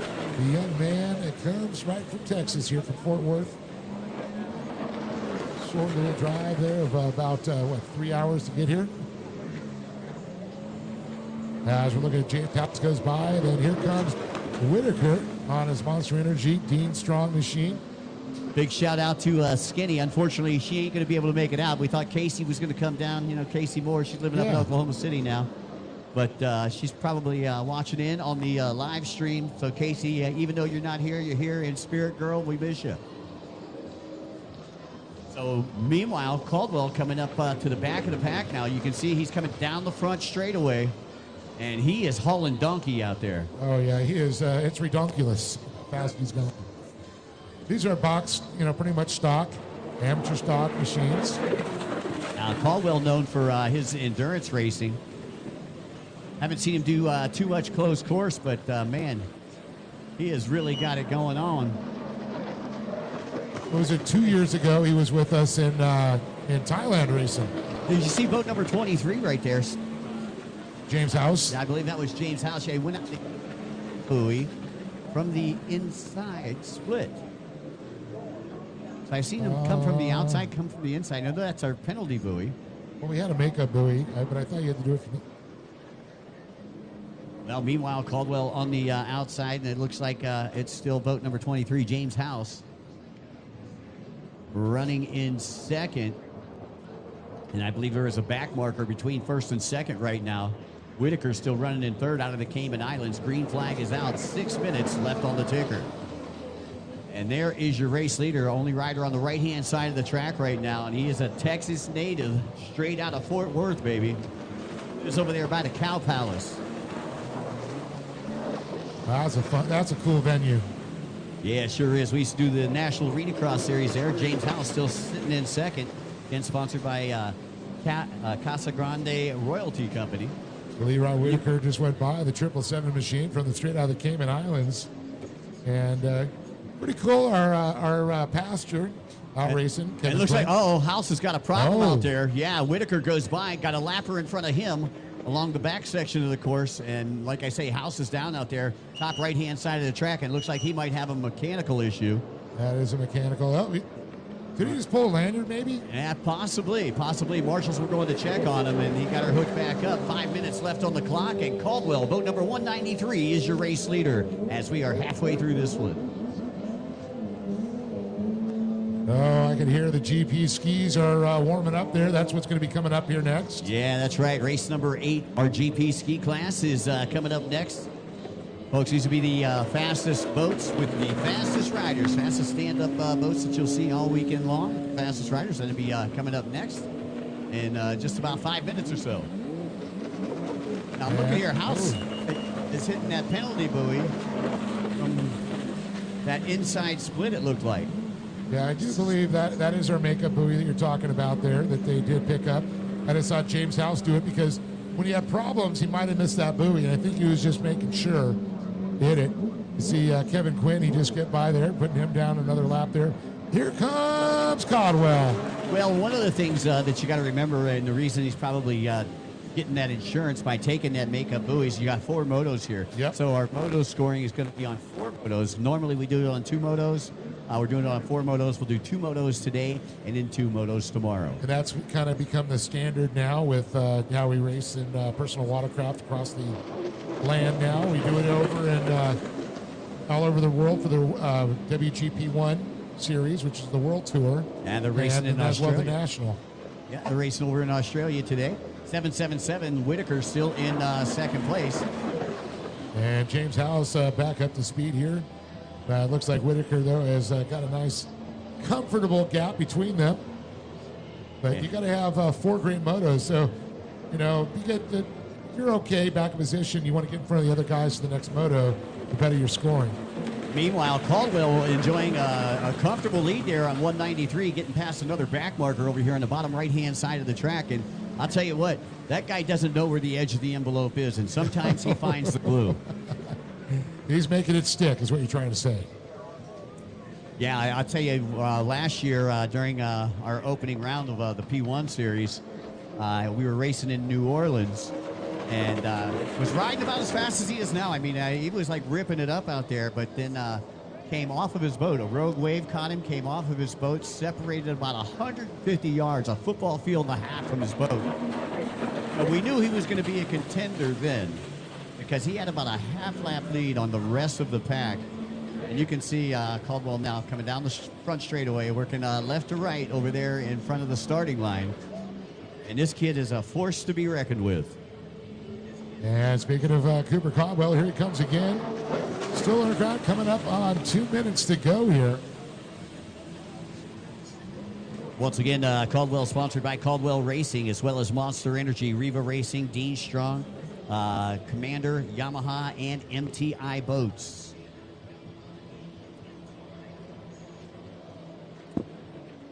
And here comes Kevin Quinn, our pastor, one more time. As Whitaker's going to try and put him down another lap there. As Whitaker on the 777. Monster Energy and Dean Strong on that machine. Like you said, that's one of Dustin Cherrier's personal boats. Here comes James House one more time, the 23. Yeah, House was in second for a while there. Before that land issue. You know what they say? He was there till he wasn't. Yeah, exactly. We got just over $120 left to go, and our GP class should be down to the starting line. Once again, race number 8 down to the starting line. Now, Mike, you know, one of the things, I do believe there was nothing wrong with James House's boat. I think it was just a pulled lanyard. So he has just been so consistent the last couple laps. He sees Whitaker up there, trying to make up some time there as he gets by lap traffic there. Oh. Sticks to the outside split this time. I would have gone to the inside and stayed away from lap traffic. And you can hear the roar of the big bore coming from the launch pad. Oh, yes. It's funny, everybody over there on the pier just looked over. These GP boats took off to go warm up their boats. These stock boats, you can't tell really how much power they got. And you can see 23 House again hitting that penalty buoy. Now, these runabouts stock are close to, what, 250, 300 horsepower. They have the 300, you know, like Cowie's. Yeah, 325 is Sea-Doo. I think that's Sea-Doo. the big, that's the biggest here in the runabout. That's a sit-down class. Now, the GP Skis has a 1500cc four-cylinder motor stuffed in them that are pumping out 300 to 400 horsepower, depending on your tune. Caldwell just gave Cowboy a dirty look. As he went past, it was only 15 seconds left on the clock. He was expecting to get a white flag, but they're going to make him run an extra lap now. That's all right. He's an endurance trainer. He knows how to make it happen. Oh, yeah. Whitaker taking a look by. He's like, hold on a second. It says 000. Where's my white flag? Well, the white flag don't come out until the leader hits 000 for all of our spectators out there. Leroy Whitaker currently sitting second now. Here's third place, James House, who was second place earlier, pulled the lanyard. Whitaker got back by him. Now, Whitaker did get the whole shot, and he did have some problems, overstepped the turn, and that's when Cooper Caldwell was get by. Speaking of Cooper, he's got the white flag. Yeah, Caldwell with the white flag going back to Whitaker. Yeah, this is only Whitaker's third race, and coming up from the Cayman Islands, going to be a little difficult. I know he's been hanging out with the Caldwell clan, so Yeah, I'm sure equipment. that doesn't hurt. And, of course, there's a lot of great racers in the Caymans there. Oh, yeah, believe me. They got another world championship last year, the Caymans did, with Banji Ramjeet in the pro runabout stock class. Ramjeet, I know J.J. McLean, another fast racer, and, of course, James Monroe, who actually got a podium, I believe, in Thailand. Yeah, hit the podium in Thailand. I believe he just got back. He's not over here because he just got back from Abu Dhabi. And I'm glad he's back now because there's a lot of stuff I would not want to be in that area right now. Right. You need more than a personal flotation device or a life vest. Now, I wonder if he shipped his own boat over there or he was on borrowed property. No, he was using Mohammed Mohsen's our boat. good friend Mohammed. Yeah. Alrighty, once again, Ski GP getting ready to take off. But right now, it's the Cooper Caldwell Show. Boat number 193, sponsored by Monster Energy, and Caldwell Racing will take the win. Hey, Mike, not a bad way to start his season with a win already. But he's got 3 more to make it happen. That's right, 4 total motos. We'll add up the scores. Here comes Leroy Whitaker. Whitaker taking second place there on the Monster Energy machine. Well, he's got to feel pretty comfortable with his speed there. He wasn't that far behind Caldwell, and he did start to gap James House just a little bit. Speaking of James House, here he comes across the stripe. Yeah, unofficially in the third place position. House, boat number 23. That powder blue boat out there, but the orange numbers. We get set to go. Final race of the morning session coming up next, and that is going to be our ski and vet GP class. And that after, I believe we're going to take a little short pause for the cause, feed our course marshals and staff, and then be back to racing for the second half for moto number 2s. Of course, Sunday will be motos 3 and 4. Once again, I'd like to say a special thanks to everybody for coming out here to round number 1, the Liqui Moly Road to Havasu National Tour. Great to be here in Orange, Texas. And a big thanks to a local Texas company stepping up, Jet Tribe. They're from Sulphur Springs. And also a big thanks again to Dale from Dale's Jet Sports, another great sponsor here. Yeah, Dale giving up a crank, man, in that vintage 550 class. Loving that. And of course, I want to welcome and thank again SureCan for the new innovative fueling systems.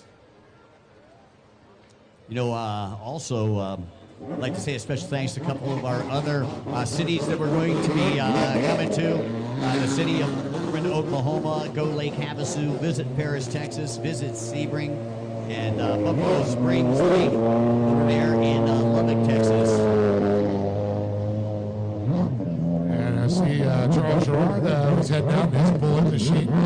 Once again, folks, if you want to follow the tour around, you can go to the Pro Watercross Facebook page, the Naughty Water Facebook page, or the East Coast Watercross Facebook page. As after we leave Orange on Monday, we're going to be headed toward Sebring, Florida.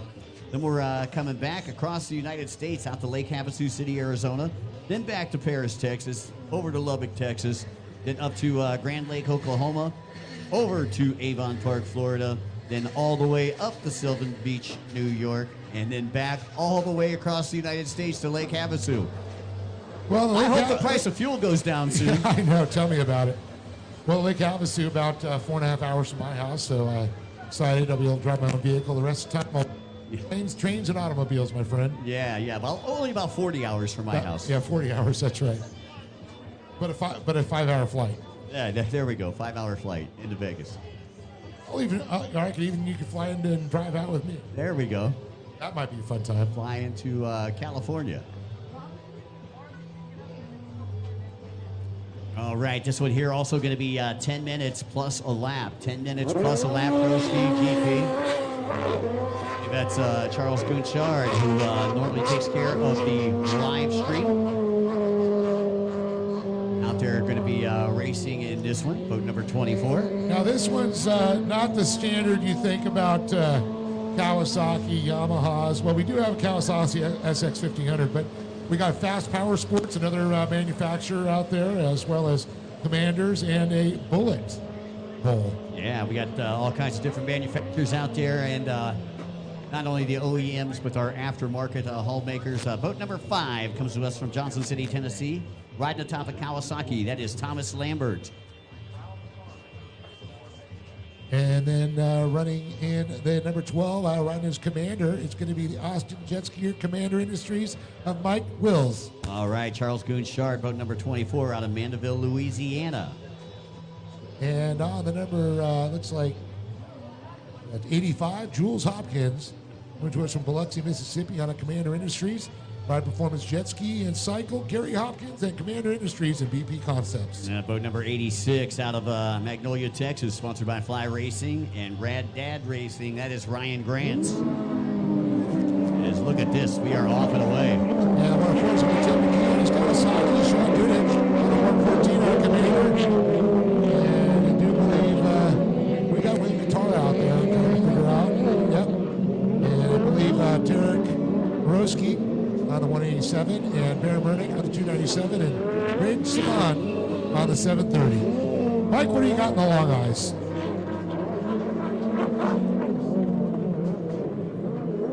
It looks like boat number 85. That's Jules Hopkins. I'm not surprised on that.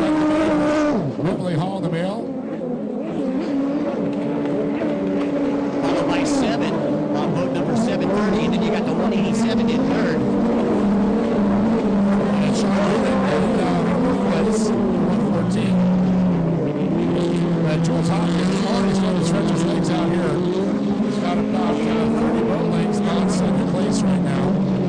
So you got Hopkins, 7, and Roski running 1, 2, and 3 right now. We'll give you some lap times after they complete this lap right here, and that's Hopkins working the outside split, top left-hand side of the track.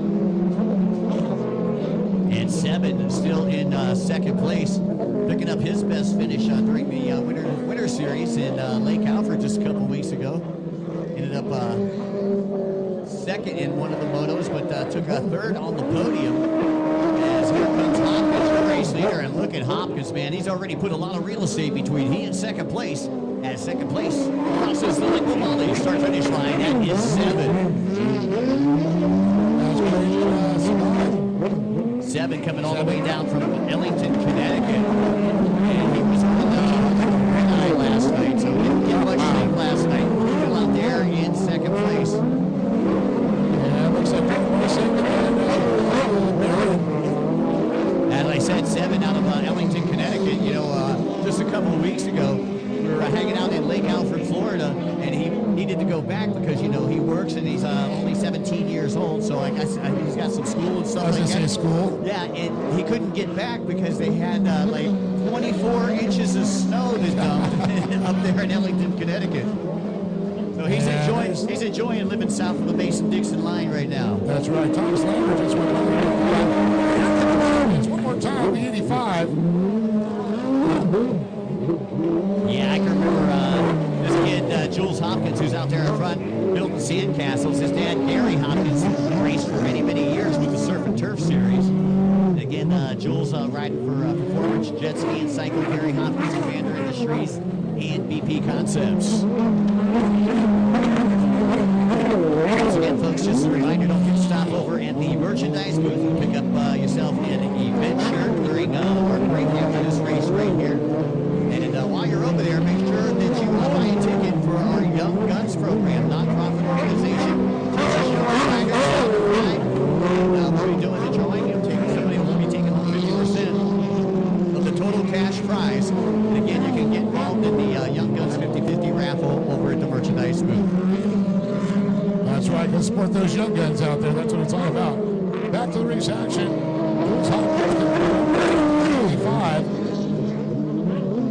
Hopkins, number 85. He was actually a former product of the Young Guns program.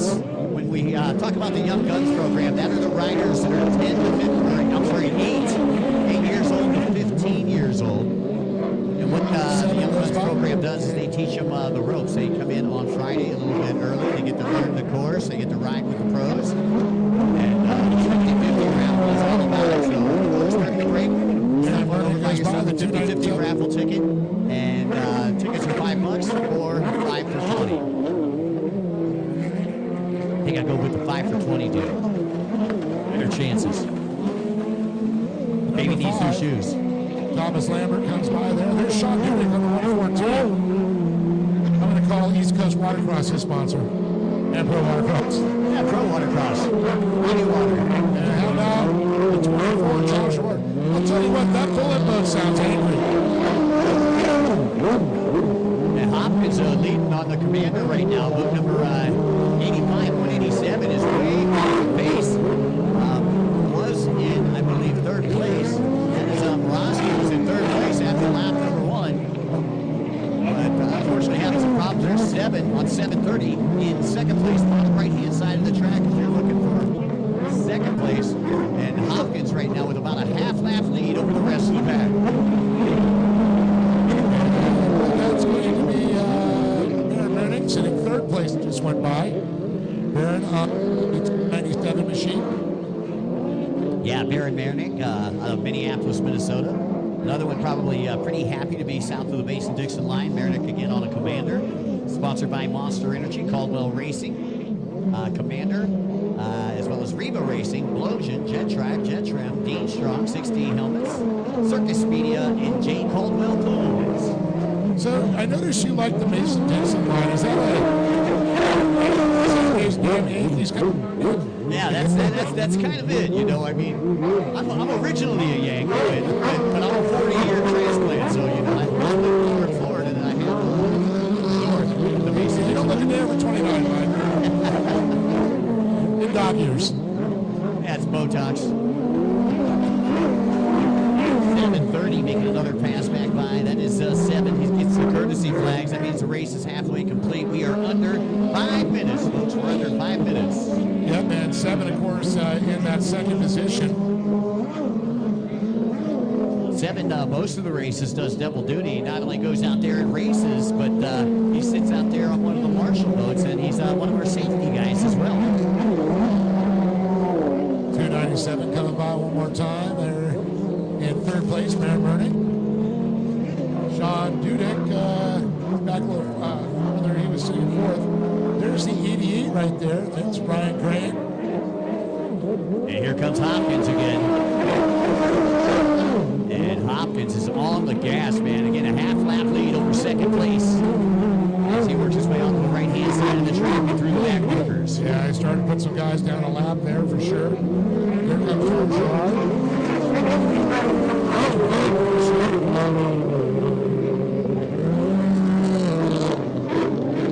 Man out of New Orleans, Louisiana. Well, I'm taking a look right now. It looks like there's 1, 2, 3 lappers as you see your race leader. Working the top left-hand side of the track, there's 3 lappers in between first and second place right now. That's how big of a lead that Jules Hopkins has. It looks like someone's getting a toe in there. That might be Morosky. 187, he's on the hook out there. I believe Kevin Scott's got him, bringing him in there. That's why if you see a caution flag out there. And we are just over 3 minutes left to go here in the final race of the morning session. And here comes Hopkins, your race leader, with the green flag out. And he is still charging hard, Dave. Yeah, he has not slowed down. He says, I want to lap the entire field if I can.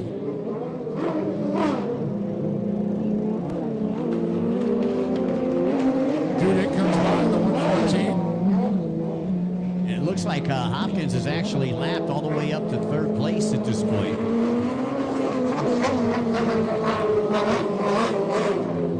Once again, I'd like to say a very special thanks to Explore Orange, our local convention and visitors bureau, for bringing us here for round number 1 of the Liquivaldi Road to Havasu National Tour. We're up on the 2-minute warning here. 2 minutes to go in this one. Just shy of it right now. We'll see if Hopkins can time it right. Heroes, see white flag. We watched it early on there with Cooper Codwell. 10 minutes, 15 seconds, they needed another lap, 2 laps. Yeah. Burn that fuel, baby. Burn that fuel. You know, fuel ain't cheap right now, that's for sure. Well, it's the 2-minute warning, but there will be no timeouts. This is not the NFL, ladies and gentlemen. The 2-minute warning means now you go faster. That's right. No slowing down. And unfortunately, it looks like boat number 187, who started out in third place, coming in on the gaff right now. That's Derek Borowski out of Liberty Hill, Texas.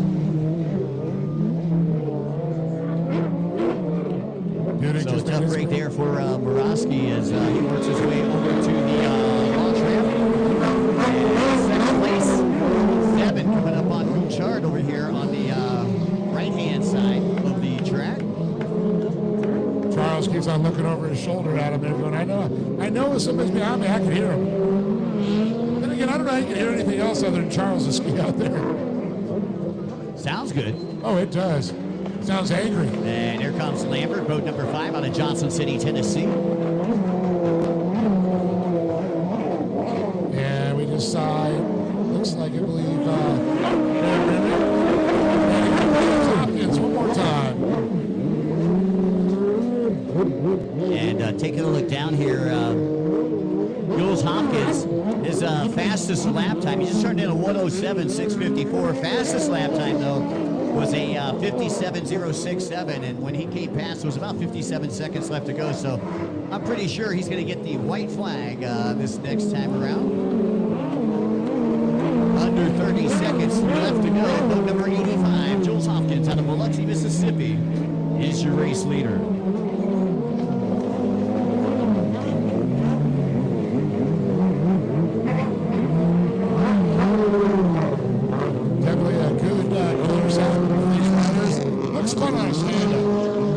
That right-hand sweeper right after the finish line. There we go, man. I'll tell you what, time is just... left-hand sweeper, sorry. Time has just expired, so the white flag will be coming out for Hopkins' next lap right here.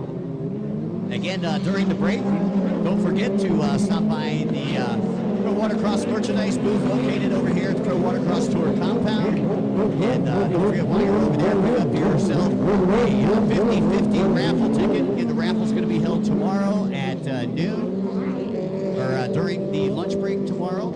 And the winner will go home with 50% of all the proceeds, and the other 50% will go to our Young Guns Racing program. Well, the white flag is going to be out. Yeah, and out until it comes back in. We're just waiting on Jules Hopkins. And here comes the checkered flag. So 7 just getting the white flag. That was second place, so Hopkins lapping all the way up into second place. Wow, great job there. Hopkins. Meanwhile, like you said, watch him since he was a young man, and he is really getting faster and faster every time I watch him ride. And Hopkins out there on the commander, working his way through the outside split one final time. Again, after this race, we will be going to a short 30-minute break, and then we'll come back with the afternoon session. 8 more races this afternoon.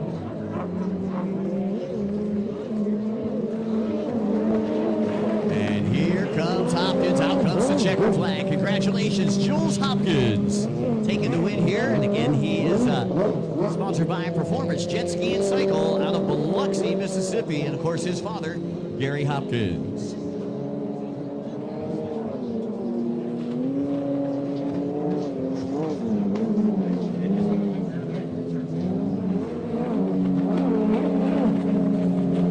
Alrighty, second place just now coming out of the split section. You can see just how big that lead was there. 7 taking second place there on boat number 730, Dave. Yeah, Sean Dudek's going to come across. I believe he was in 4th place. So that'll do it for race number 8. Again, congratulations to Jules Hopkins. Fastest lap time right there with a 57:067. So it's going to be Hopkins, 7, Mernick, Dudek, Gerard, Thomas Lambert, then Ryan Grant, and Derek Morosky unfortunately broke, but he got enough laps to get some points there, so that's going to be. So, folks, don't go anywhere too far.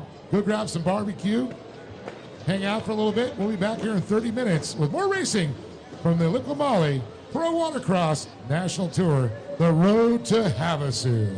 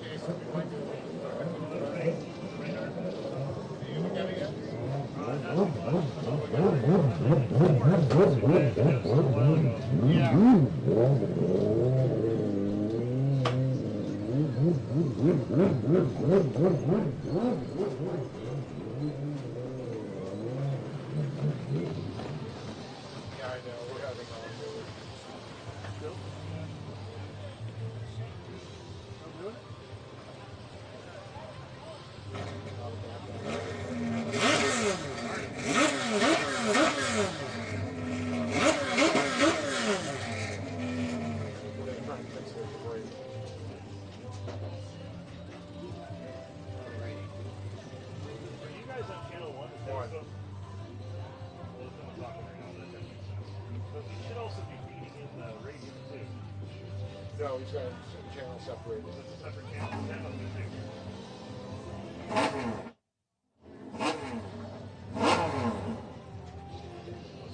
Pick it up easily. What's that? Pick it up music. I think he's got music coming in on a separate channel. Yeah, but that's that microphone right there. Oh, that is picking it up.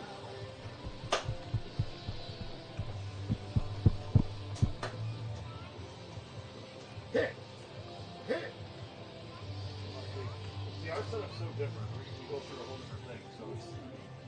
Yeah, we're just taking a feed from that. We can for receiver. We should have everything up here. Yeah. I I can run the board. Like last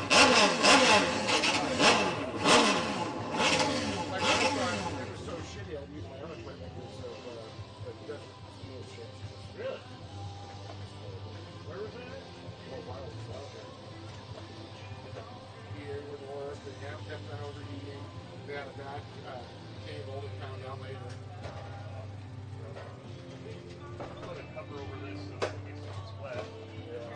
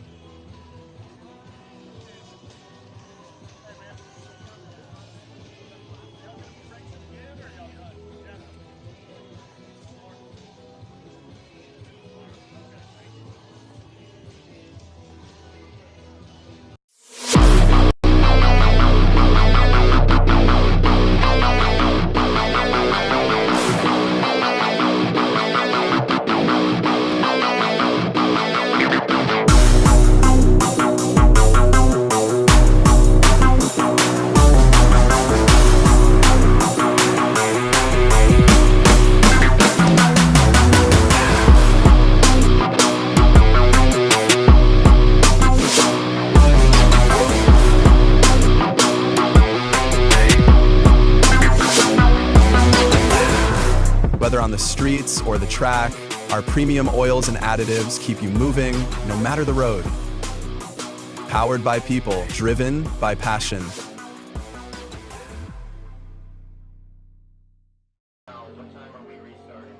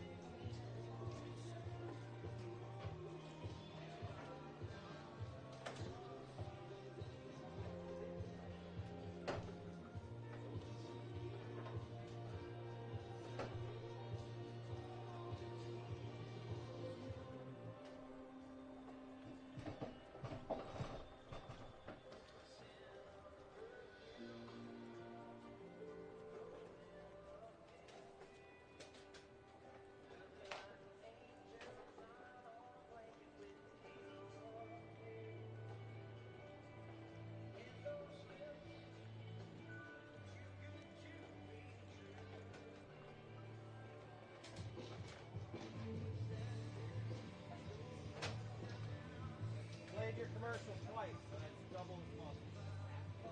Commercial played twice, that's double the sponsorship dollar. Click Molly.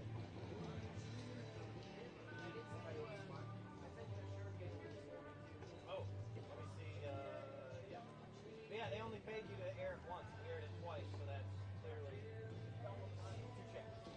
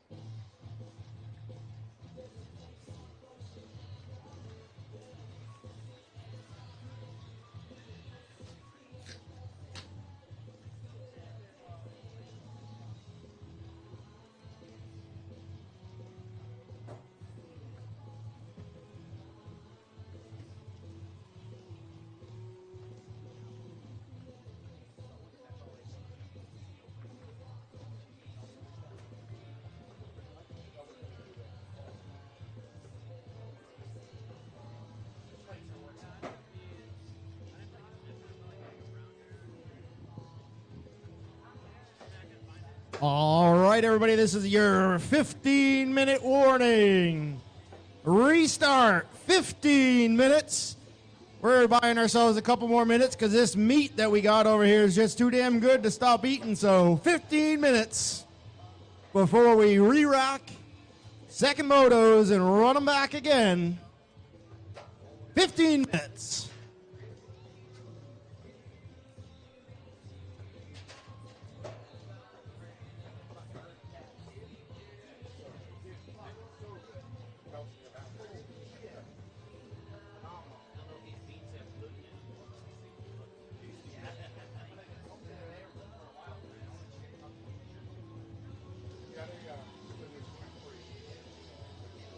Guy's like, I don't know, I just cut it. Lady's like, nope, nope.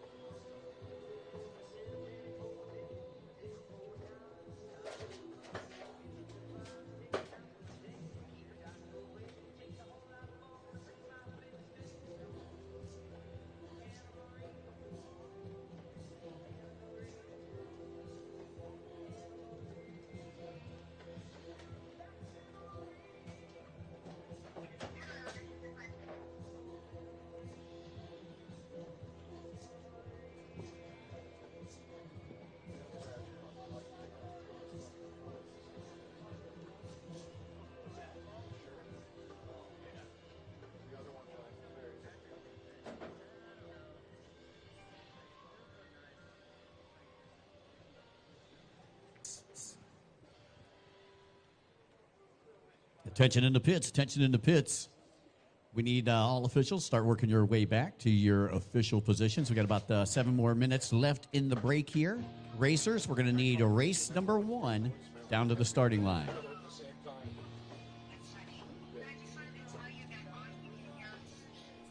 Yeah. Oh yeah. Well, the GP skis are so loud. Yeah, I'm sure. Yes, let me get that set up.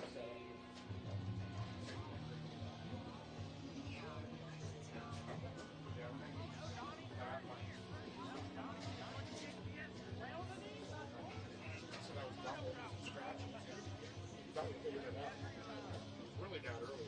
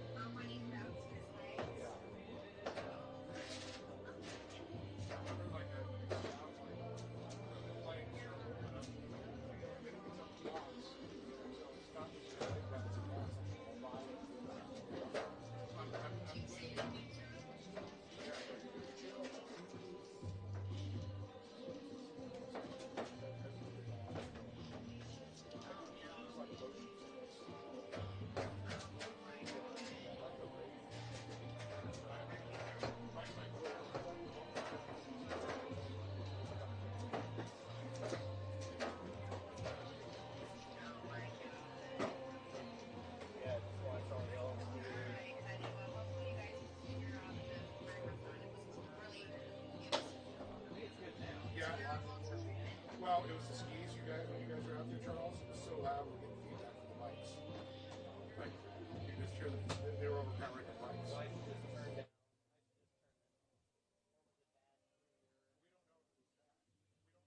Just was listening on the screen.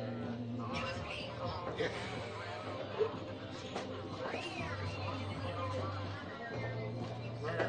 Yeah. It was that.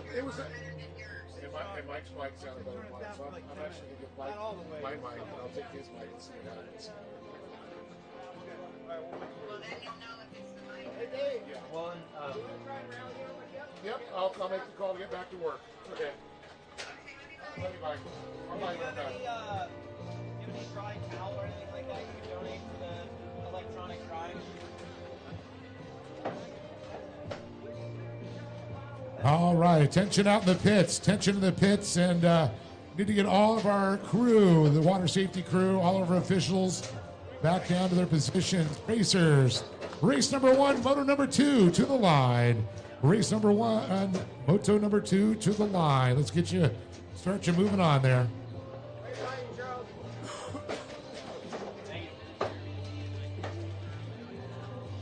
I wonder if I had been here, would I simply just probably adjust the level? Oh, yeah, maybe. Because I have a feeling your mic is more sensitive than these. Yeah, well, and I could have just, I think if I had been here, I would have heard it. Yeah. She has it on the salon. She put it on the front TV.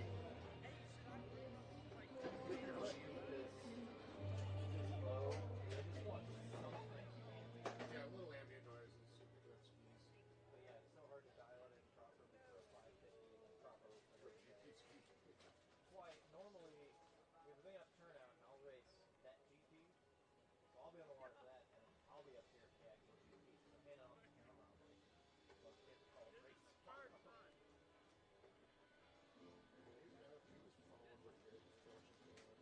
I was trying to like you and when you're moving the camera, I'm trying to talk to you see the camera pointing towards at least. And I use you if I have tunnel vision when there's a battle that I don't know about. Okay. You guys very often I'll be somewhere and be like, oh man, they got a battle going on for second and third, and I'll be like, oh. Yeah, I can see. You know what? Something to do too. You can put the static camera up. But you probably has only one person who can switch. If there's a static, I have a switch and I can often go back and forth. Well, I know, but you run that. I've run 3 and switched between. Oh, really?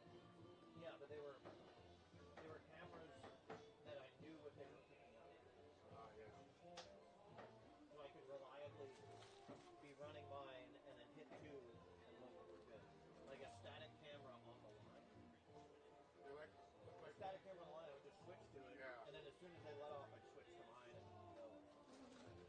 Yeah, this would be a good one to really do that. This one. We want to put that out there. Well, the thing is, like,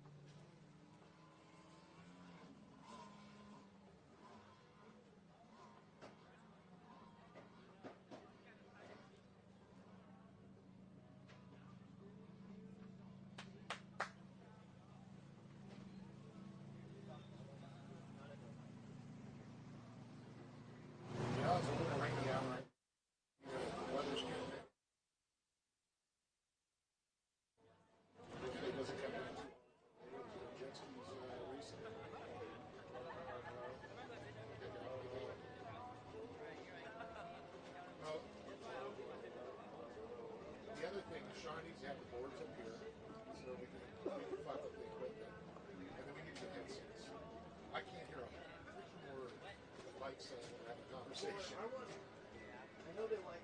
Even the Jason has some wired things.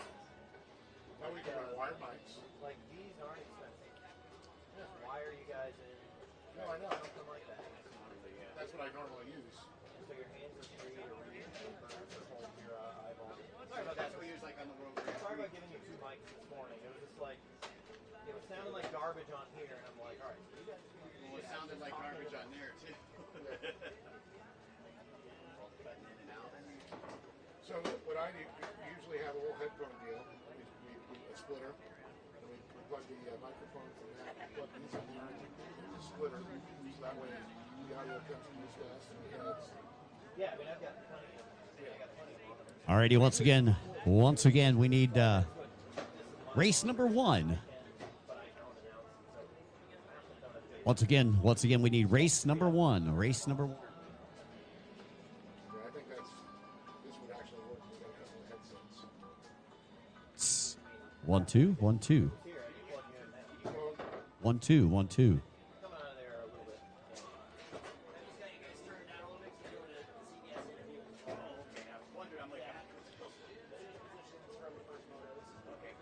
So you're,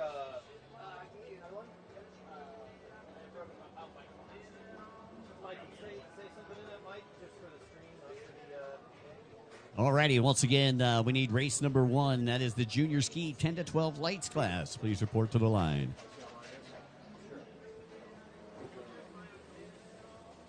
Yeah, it looks like they're doing some CBS interviews right now, so we'll be back to racing here for us shortly. Bring all the officials back to the line.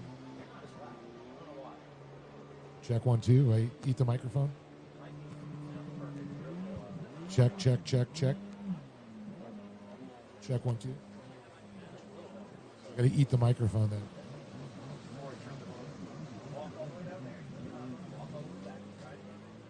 Turn the knob up too much. No, I'm kidding. Don't have to.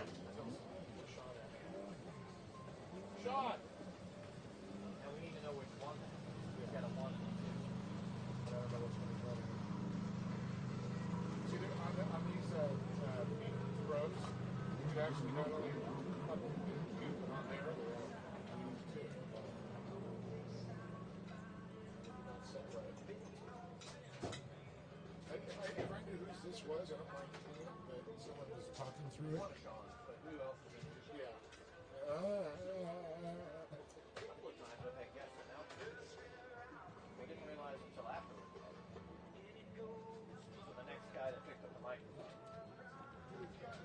Somebody's got some like Spaghetti? Hey, do we know what? We turned like the output up of this a little bit So more? one of our mics is perfect. Dave Arnold's mic is a little quiet. And we don't know which one this is. Yeah, so we know which one's good. I'll match one out. We'll find out which one it is. Check 1 2. Check, check, check, check, check, check, check. 1 2 1 2 1 2 1 2. These guys. Check, check. Just a little bit. Little measured increments is what we want. We want measured increments. All right, we're getting ready to go back racing here very shortly. Sounds good, but it's relative. Hold on.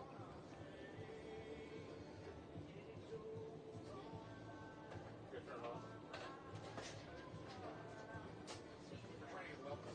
Yeah, like one of the mics. All right, 1 2 1 2 1 2. Hello, hello, hello. Once again, junior ski 10 to 12 lights class coming up. And if you're just arriving, we'd like to welcome everybody out to the Liqui Road to Havasu National Tour. It's the Pro Watercross Tour, round number 1. All right, we're going to get ready to go racing here very shortly. Sounds good. Perfect. Perfect. Can we call Wagner and Ford? All right, Justin Smith. Justin Smith, we need you to the flag stand. All racers, get ready. Race number 1, moto number 2. Coming up. So, we should talk about some wired equipment for you guys. Headsets. Will talk to you, like, they would. I love the Bicenizer thing. You guys are more an expert in that. Yeah, I know about all these. I know what works and sounds good. But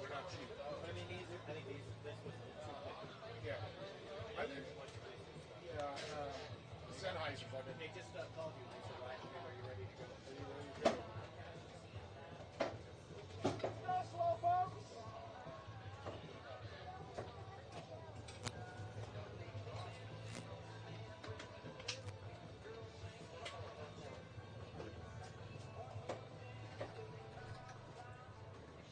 that way it doesn't matter how loud it is.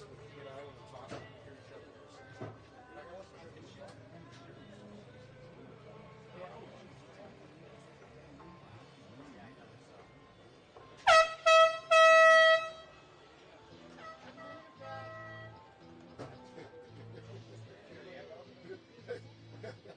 That was your live stream, right?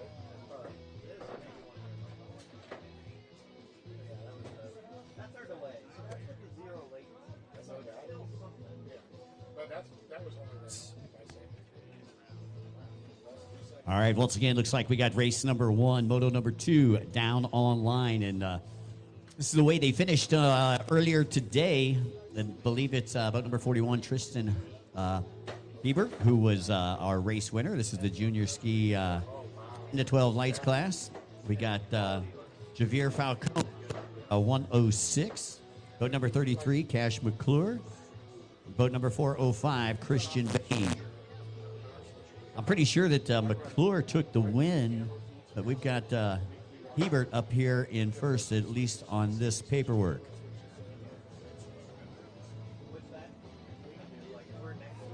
Once again, Cash McClure, sponsored by TC Free Ride, VP Racing, 6D helmets, ODI grips, McClure Racing, Tasco, NGK, Action Sports and Canopies, GoPro, Chase Plumbing and Mechanical. Bain, sponsored by 405 Motorsport, Works Racing, Liquimali, McClure Racing, Naughty Water Racing, and Wild Bill Construction. And Tristan, sponsored by Naughty Water Racing. Naughty Water Racing.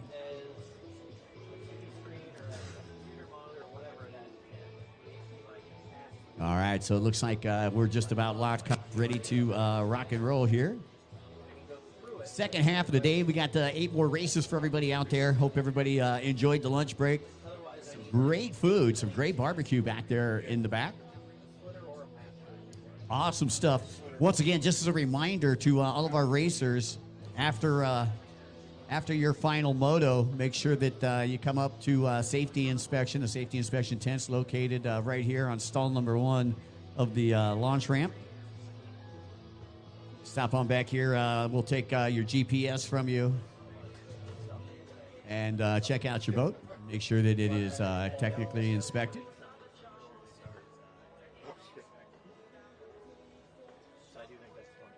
All right, so the juniors in the 10 to 12-year-old division getting ready to take to the water here. Again, before we get started with the second half of the day, I'd like to say a very special thanks to Liquimali, of course, Jet Tribe, SBT, Short Block Technology, SureCan, the City of Orange, the Orange Fire, Police, and Sheriff's Departments, Explore Orange, our Convention and Visitors Bureau here locally, the Southeast Texas Craft Barbecue Festival, CBS Sports. We've got Digital Wave Productions with Ray and Vincent in the house, Jet Pump Fit. That is Kyla, who is our broadcast partner and social media. Well, Mike, we're off and running here with moto number 2 here for race number 1. Little battle going on right now. Is that Cash McClure in that one, I believe? Let's see. We're going to get inside. Look at that. 2 in, 2 out, Mike. Who do you got? Oh, it looked like the 405 on the inside. That, I believe, out of 405 in Oklahoma. Is that Bain, I believe? Yes, it is. 405. Cash McClure is going to come out second. He was the winner for motor 1. Followed by the number 41 and the 106. And that's going to be Tristan Hilbert on the 41 and then Falcone. That's Javier there on the 106. He didn't have the greatest first race, but I'll tell you, in his other races, he did pretty well. Yeah, well, Javier came in late, was a late entry, so like when you're rushed like that, you got a lot of stuff going through your mind.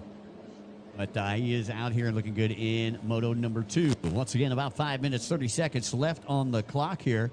You're watching race number 1. This is the junior ski 10 to 12 lights class. This will be followed by our runabout 1100 limited race, which is number 2. I believe our runabout limited was actually combined with our sports spec. Yep. So sports spec and runabout limited, we need you down to the starting line. You got about 5 minutes before your race gets started. And take a look out here. It looks like the 405 still leading right now. And that is Christian Bain out of the OKC. And here comes Castle Curran in 33, still in tow. Sweeps wide around, stays out of his wake, tries to get it, cuts the inside. Oh, he's working him right now. And Big McClure, wide sweeper. yeah, McClure, boat number 33. He is out of Saudi Daisy, Tennessee. You got Hebert back there in the third spot. As you see, McClure once again starting to press Bain as they work that way through the chicane on the back section of the track. Tristan Herbert running in that third position now, and you can see right behind him Javier Falcone slipping back just a little bit. Tristan trying to catch up. He sees McClure. Now, Mike, this is going to be interesting. They're going to the splits here. What are they going to do?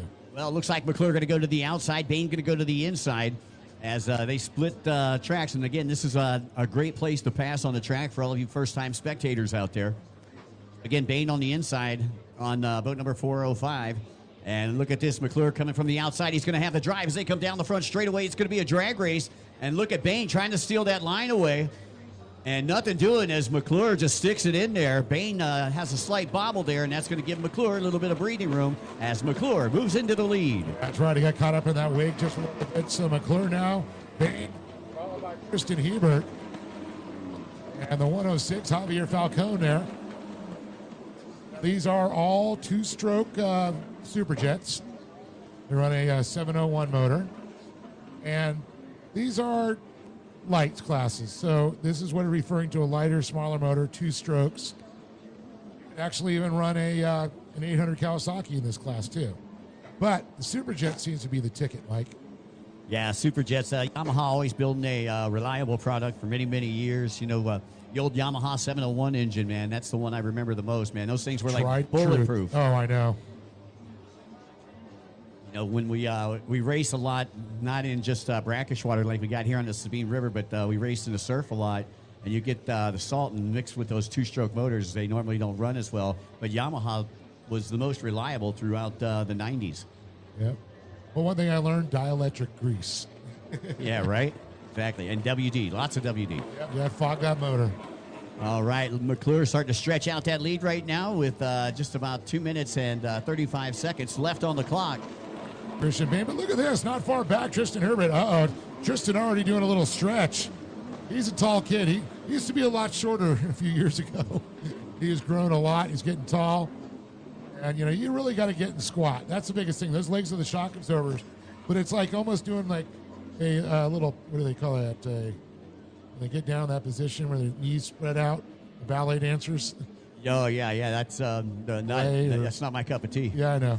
I don't know. I saw you in your tutu running around last week, but yeah, but well, I was practicing my pirouettes. Pirouettes, there you go. But you always want to get squatty. You don't want to. Oh, Cash McClure having a problem there. Cash is down out there at the left-hand side, outside section of the track. Bain goes to the inside. He's But still got McClure had a pretty good lead going in, so he still might be the leader coming out as he comes out from the outside split right now. And here comes the 405 Bain from the inside. Once again, Christian Bain out of Oklahoma City, sponsored by 405 Motorsports, Works Racing, Liqui Moly, and McClure Racing.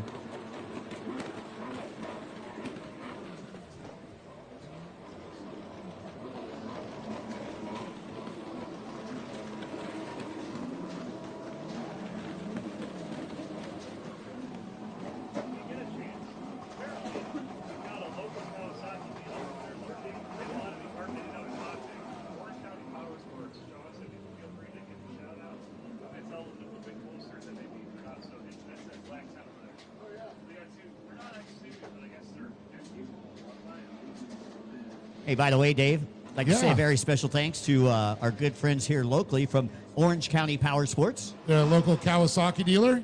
Yeah, man. Glad to have the local Kawasaki dealer out here. You know, Kawasaki is the one that actually started the IJSBA when jet ski racing first came about back in the late 70s and early 80s. and they were also the first to produce the watercraft. Clayton Jacobson, the third, was actually the second was the inventor of the jet ski. Right, But right. he worked with Kawasaki down the road eventually, and that's how the mass productions of the 400s actually they had before the 440s. Yeah, it's funny you mentioned Clayton Jacobson, who was the actual inventor of the jet ski.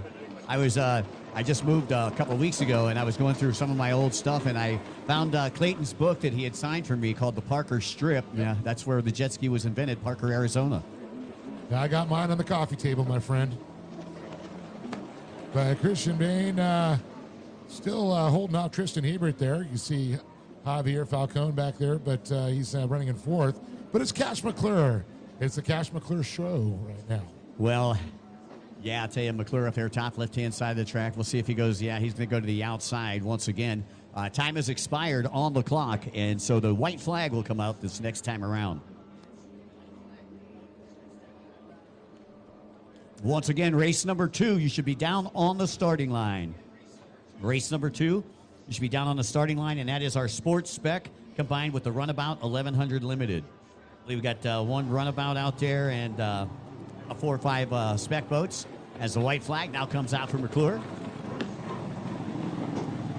So 1 lap to go. Still a great battle going on here for that second place position. That was Hebert coming from the outside. Bain maintains that second place position. He came from the inside split. You can see Hebert standing way on the back, has to keep that pump hooked up.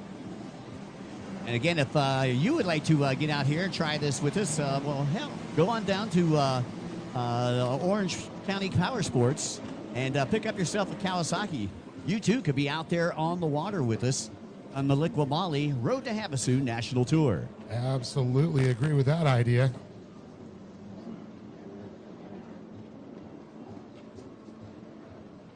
So once again, race number 2 coming to the line. Checkered flag getting ready to come out for Cash McClure. McClure on the outside split, left-hand side of the track.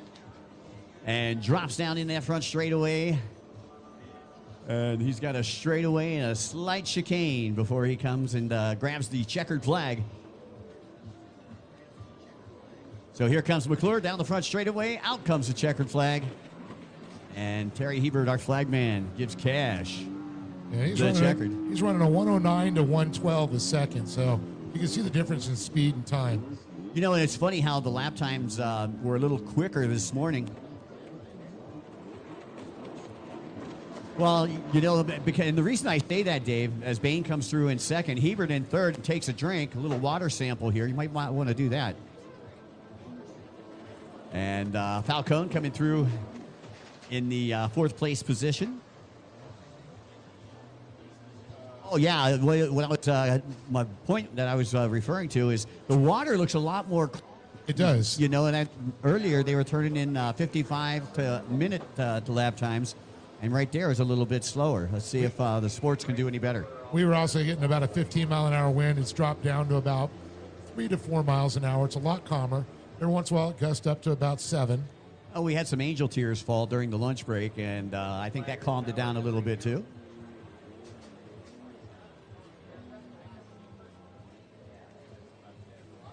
So coming up next is going to be the Runabout 1100 Limited and I believe Sports Spec combined. Alrighty, so once again, coming up next, we've got race number 2. Race number 2 is going to be the Runabout 11 Jerry Modone. Molden there, Sports Spec we got. Yeah, we got Strauss Murnick, sponsored by the Monster Army, Monster Energy, Caldwell Racing, Munn Racing, and 6D Helmets. Joey Malden, he was winner of Moto number 1. He's out of Kaufman, Texas, and he's sponsored by Greener Grass Landscaping and Irrigation. Boat number 72, Sean Whitaker, out of Garland, Texas, sponsored by Dale's Jet Sports, Elite Fireplace and Stove.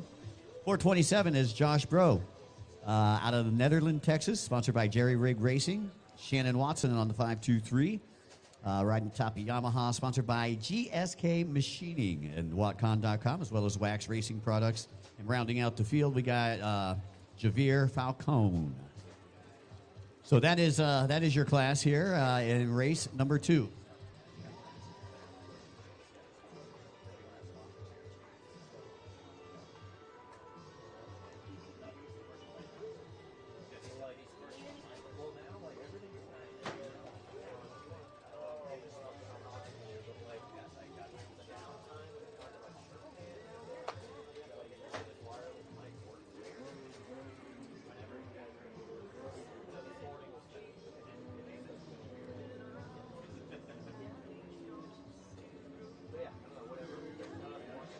All right, there we go. The light has went off, and we are on the way to turn number 1. And let's see if Bolton gets the hole shot once again here. He led wire to wire last race. Splitting around the outside. They're going to go inside, outside. How you started on the position. That's the only time you're forced to go inside or out, Mike. But after that first lap, you could pick anyone you want to go to.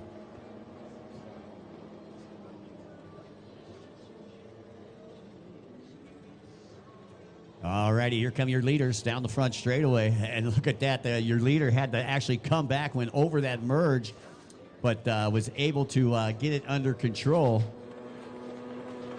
And that is boat number 69, your race leader out there. That is Joey Malden, followed by boat number 502 back there in the second place, Strauss Marinick. Then you got our runabout in the 1100 class. And of course, he was the winner for moto number 1. Good position. He got the whole shot, went wire to wire in moto 1. Looking to do it here again in moto number 2, Mike. And looks like we got a rider pulling off the 72. 72, that's Sean Whitaker, sponsored by Dale's Jet Sports, pulling off a little bit early. Shannon Watson currently sitting in 4th place out there as we go back out to your race leader, top left-hand side of the track. He's at this decision buoy, or the MasterCard buoy as we like to call it. And he will opt to go to the inside. Once again, that's Joey Malden out of Kaufman, Texas, your race leader.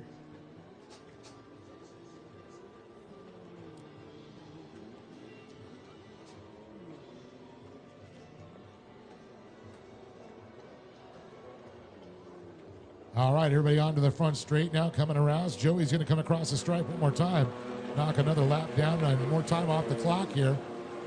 And then the 502 right behind him, that is going to be Javier, I believe, or Marinick, sorry.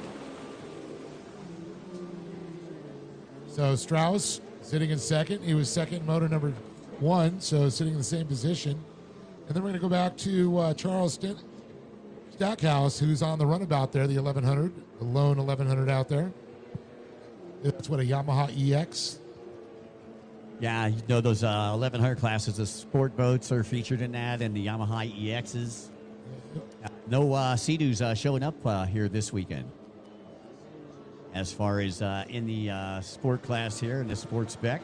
Got a couple of old HXs, but in the 1100 class, no Spark showing up. Yeah. Now, Jet Blaster, EX, and Spark, those are all qualified for the 1100 class, correct? Correct. Jet Blaster, of course, the new Yamaha boat that kind of go head-to-head with the Spark. It's like a plastic fiberglass. Right. Just over 5 minutes left on the clock, and Joey Malden, your race leader, Baron Marinick, I'm sorry, not Baron, but Strauss Marinick, currently sitting in second place as they work their way around the sweeper over here on the right-hand side of the track as we view it here from the Liqui-Moly Tower of Power. Yeah, I'm really liking the track. It looks very flowy. You know, a lot of smooth moments. You know, we got some great places to pass. We saw the passes in the splits there. It is possible to pass on the right side of the track, even though you got a couple of sweepers. You know, the left-hander, the right-hander, then a single buoy to come around. So if you play your, go wide, someone's going a little bit inside, you can go out to in, get more of a different trajectory. Not so acute. Race number 4, novice ski stock class. Moto number 2, we need you to the starting line. Once again, race number 4, moto number 2 of our novice ski stock class. And your leader coming up on the back of the pack here. As you see your race leader now going through the Liqui-Moly start-finish line, boat number 69, Joey Malden. And Malden ready to put Shannon Watson a lap down as he works his way around him over here on the Devil Yellows. Strauss Marinick now trying to work on getting around Shannon there. By the way, folks, if you've not yet tried the barbecue back here, the Southeast Texas Craft Barbecue Festival, they have got some great vendors back there. Amazing food. 3:30 left on the clock, and Malden still with about a 3.5-second lead over second place. He opts to go to the inside, Dave. And unfortunately, a little attrition already. We I do believe pulling off the track. Sean Whitaker, the 72. We saw him coming in to the pits. We got Justin Smith down there in the flag saying halfway there, halfway home to our racers as the clock clicks down to around 3 minutes now. 3 minutes to go, plus 1 lap. So with 3 minutes left to go, we need our novice ski stock class down to the starting line. Once again, novice ski stock class down to the starting line. As your leaders onto the right-hand side of the track. There comes the EX on 2003 boat, Charles Stackhouse.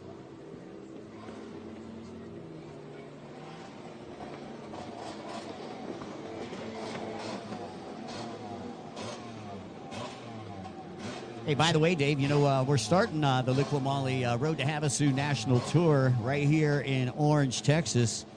But we've got a lot of rounds here before we go to Lake Havasu for the finals. Round number 2 of the Liqui Pro Watercross Tour going to be in Sebring, Florida. Then we're going to go out to Lake Havasu for one of our tour races.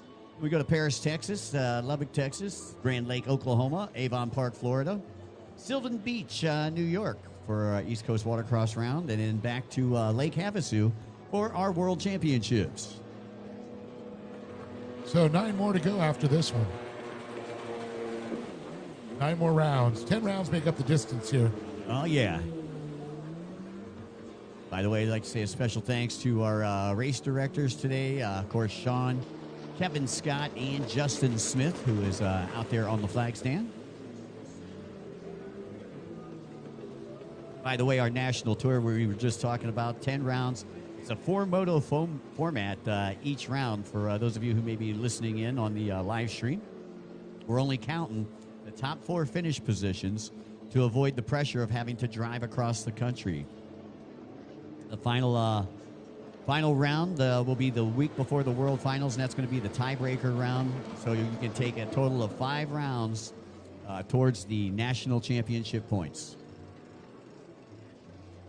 Which I know a lot of the racers from around the world will be showing up for the World Finals, and they'll be competing, of course, in Pro Watercross, getting ready for the World Finals.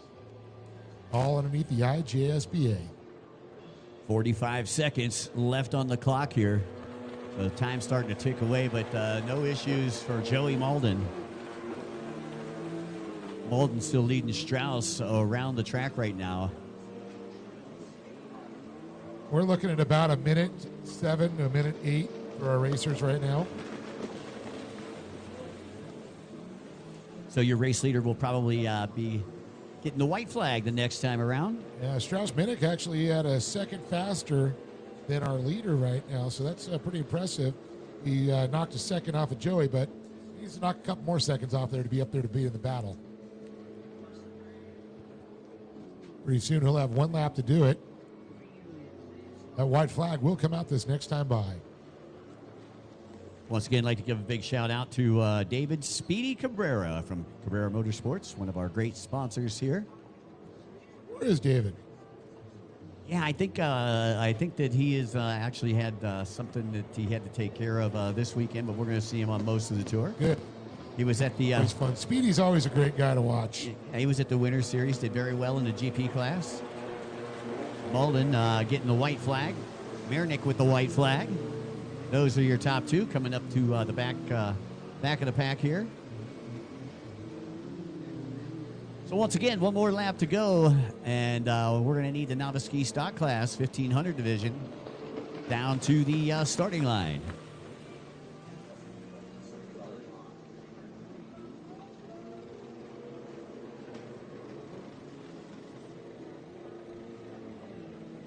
Well, we're going to see up next. We're going to need race number 4, race number 4 to the line.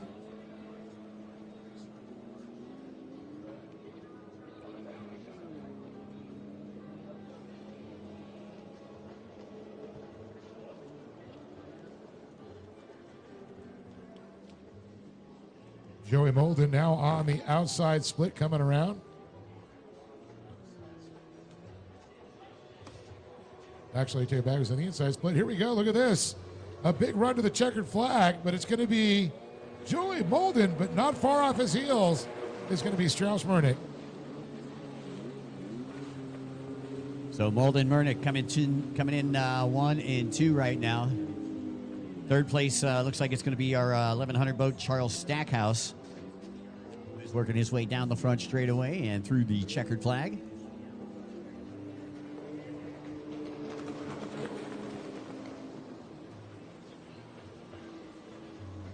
So once again, novice ski, stock class 1500 division. You should be down on the starting line as I take a look down. Boat number 35, Adrian Fisk.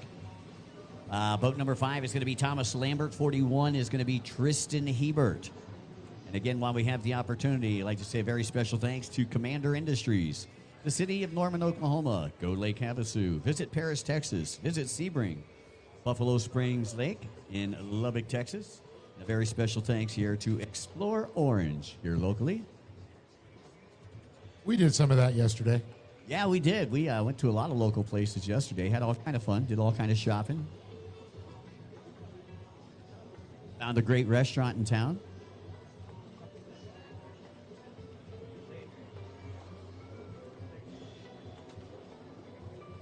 Yeah, Dave, if you take a look off to our east here, off to the southeast, looks like we're getting some storms over there right now, so rain coming down over there. And it's coming towards us. We should be hopefully wrapped up by the time the big stuff gets here. I figured, hey, they're wet. As long as there's not lightning and they're wet already, if it rains, they're not going to shrink. It's all good.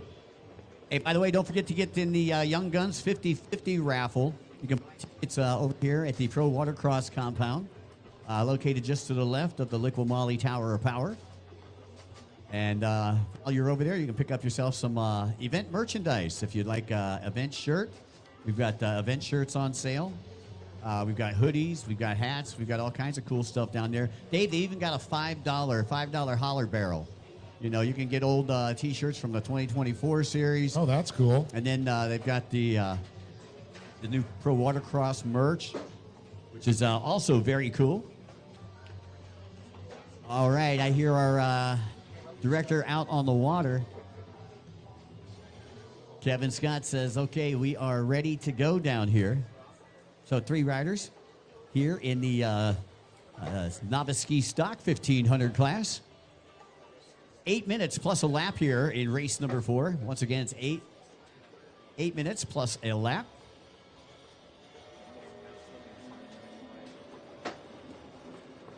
And we are off and away. And it looks like boat number 35, Adrian Fisk, your early leader.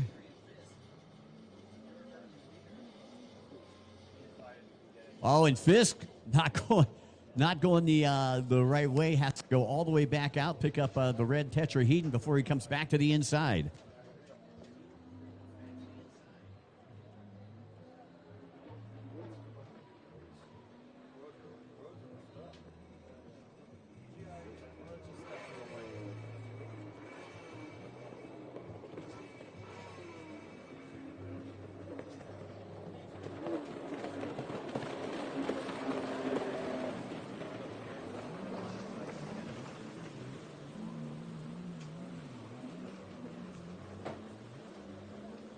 All right, watching it now here, we got Adrian Fisk, Thomas Lambert, and Tristan Hebert in there, and I'm only seeing 2 out there.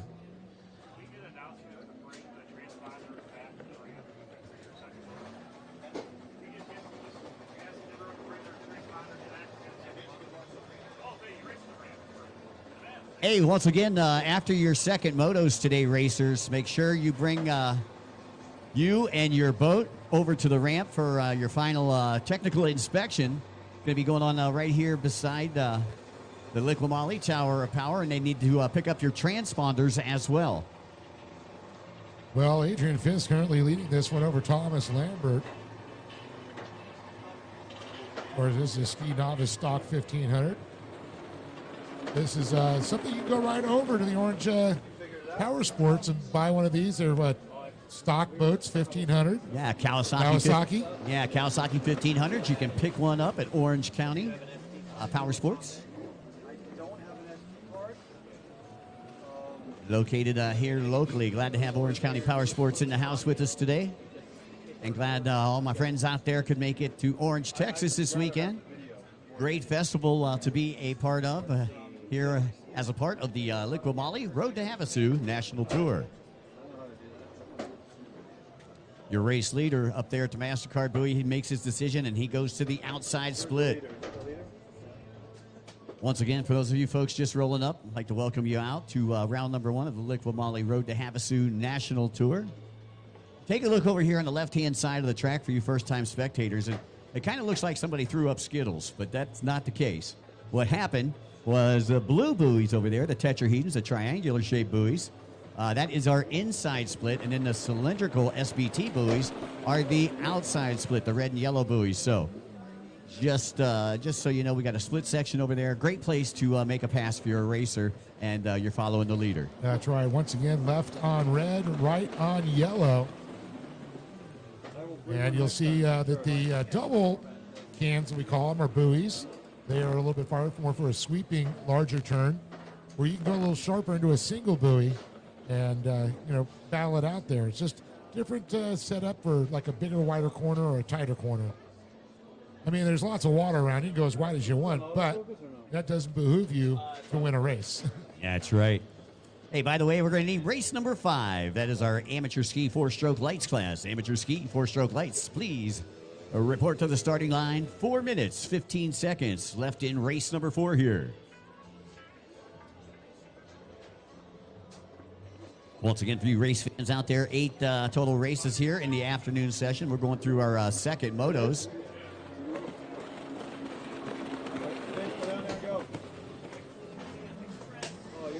Boat number 35 in command out there.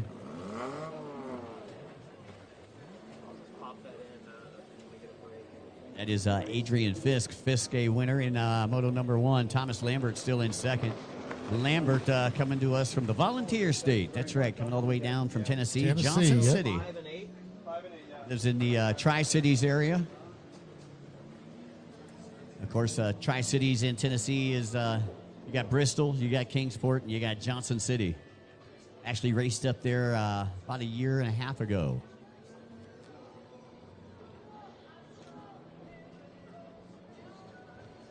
Boy, Fisk got a big lead coming around here on the outside split again. Even liking that outside split, sticking to it. If it ain't broke, don't fix it. He likes times he's getting out there pretty quick times. We're seeing about a 105 to a 110 of Lambert, so about 5 seconds separating them on lap times. And there comes your race leader as the courtesy flags come out from Justin Smith, our flagger out there. Once again, if you're in race number 5, we need you down to the starting line. Race number 5, we need you down to the starting line. So about 2 minutes, 35 seconds to go, according to the clock here. Still under green race lake conditions right now. There's our current leader, Adrian Fisk, on the backside of the track. It comes around. I'm wondering what happened to Hebert here. Thank you, sir. Yeah, I'm not sure. He was in the first race, no problem. He was in the first race. Got third. He was in the junior race too, I believe, a little earlier. I see the rest of our riders. Number 5, the amateur ski 4-stroke lights class, working their way down to the starting line as time ticking away here in race number 4. And it's always about these guys. They go by, and if the clock's still got any seconds on it, and they go by, they got to wait one more lap. It's like, do you really want to just play the gamble there and try and get it? But right now, with 2 racers out there, about a half a track, difference is not going to make a difference right now. So I'm thinking boat number 35. Got about 3 more laps to go here. Once again, this is a time setup. You can see if you take a look out here toward the... you can see the clock winding down, minute 25 right now left on the clock. We do, the clock will run out of time. And when the clock runs out of time, when the leader comes back around, we show him the white flag.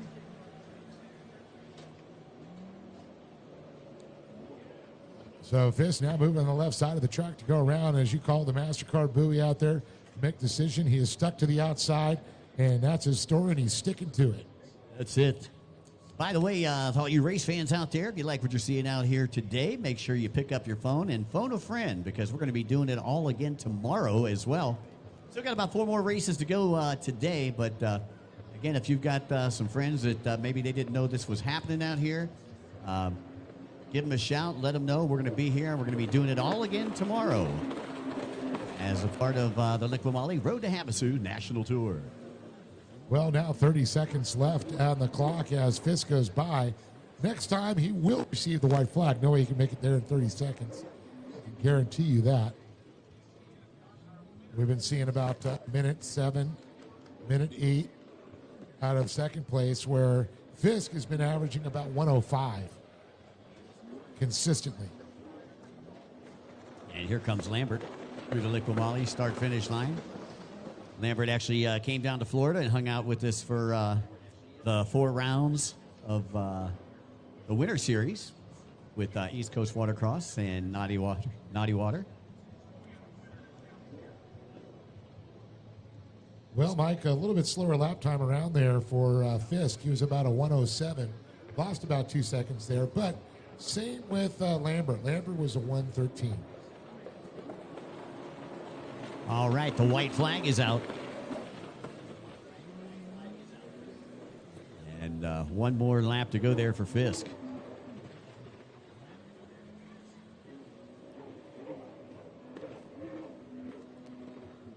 So once again, only 2 riders showing up here in this class here, one of our smaller classes of the weekend. But we're going to bump things up here with race number 5 coming up next. Amateur ski 4-stroke class. Heat number 1. I'm sorry. Moto number 2. They put Heat 2 here on my sheet. I was just, sometimes you get in, that mode where you're just. The only time we run heat races, of course, when we have too many racers to fit on a line. You got to weed it down to the top 20. At that point, this class didn't have to worry about it. A few classes out there, they'll run heat races to qualify for those motos. But then it's not 4 motos. Sometimes they'll drop it down to 3 because of that. Right, exactly. All right, checkered flag comes out, and it is boat number 35, Adrian Fisk, taking the win here in the second moto. And Lambert just making his way onto the Louisiana side of the Saban River here.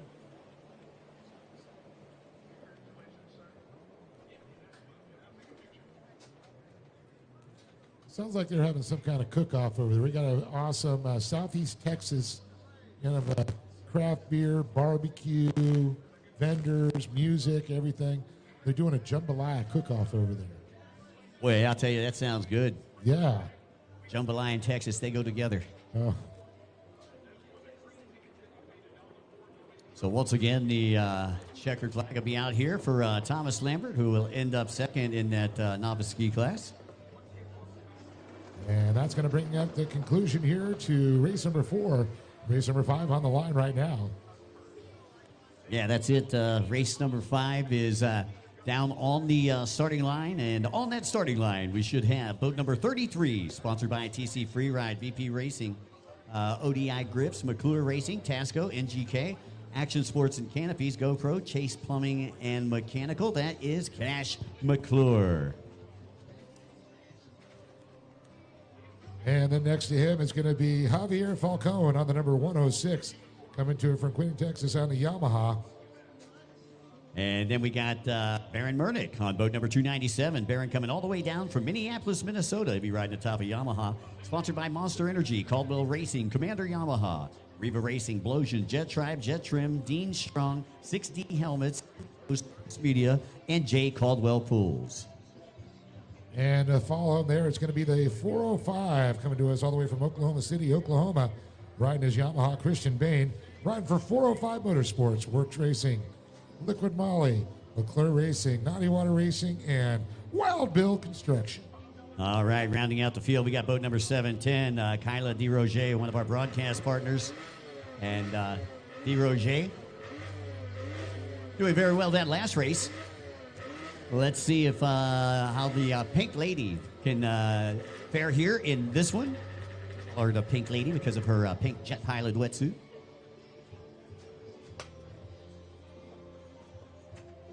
Cash McClure, though, I would have to say would be the odds-on favorite here. Boat number 33, sponsored by Taylor Curtis at TC Freeride. Also sponsored by Chase Plumbing and Mechanical as we take a look down there at the starting line. I'll tell you, that young man has done a lot of racing this last year. We saw him racing in California. He comes all the way from Tennessee, but he's been in Arizona, California. He's raced all over the country. I cannot wait till that kid that's a little younger. He's going to be one of our top pros one day. Yeah, I tell you, he's really come a long way in a short time. Just started racing a couple of years ago. And it's great to have him here at round number 1 of the Liqui Road to Havasu National Tour. 10 races here in the National Tour will all end up in Lake Havasu City, the mecca of personal watercraft racing. Well, that's one of the reasons they call it the PWC capital of the world, Lake Havasu City, Arizona. You can ride year-round. Alrighty, once again, I'd like to say a very special thanks to Explore Orange, our local Convention and Visitors Bureau here. They have rolled out that proverbial red carpet for us here. We're going 8 minutes plus a lap.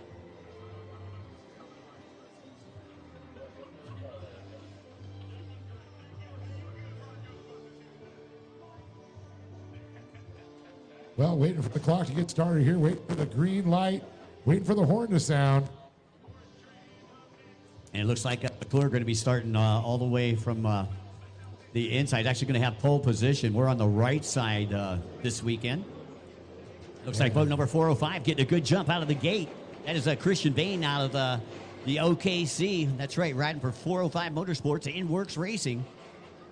Yeah, Bain had a great start early on in motor number 1. Did the same thing. Cash McClure was able to get up into first place after a short time.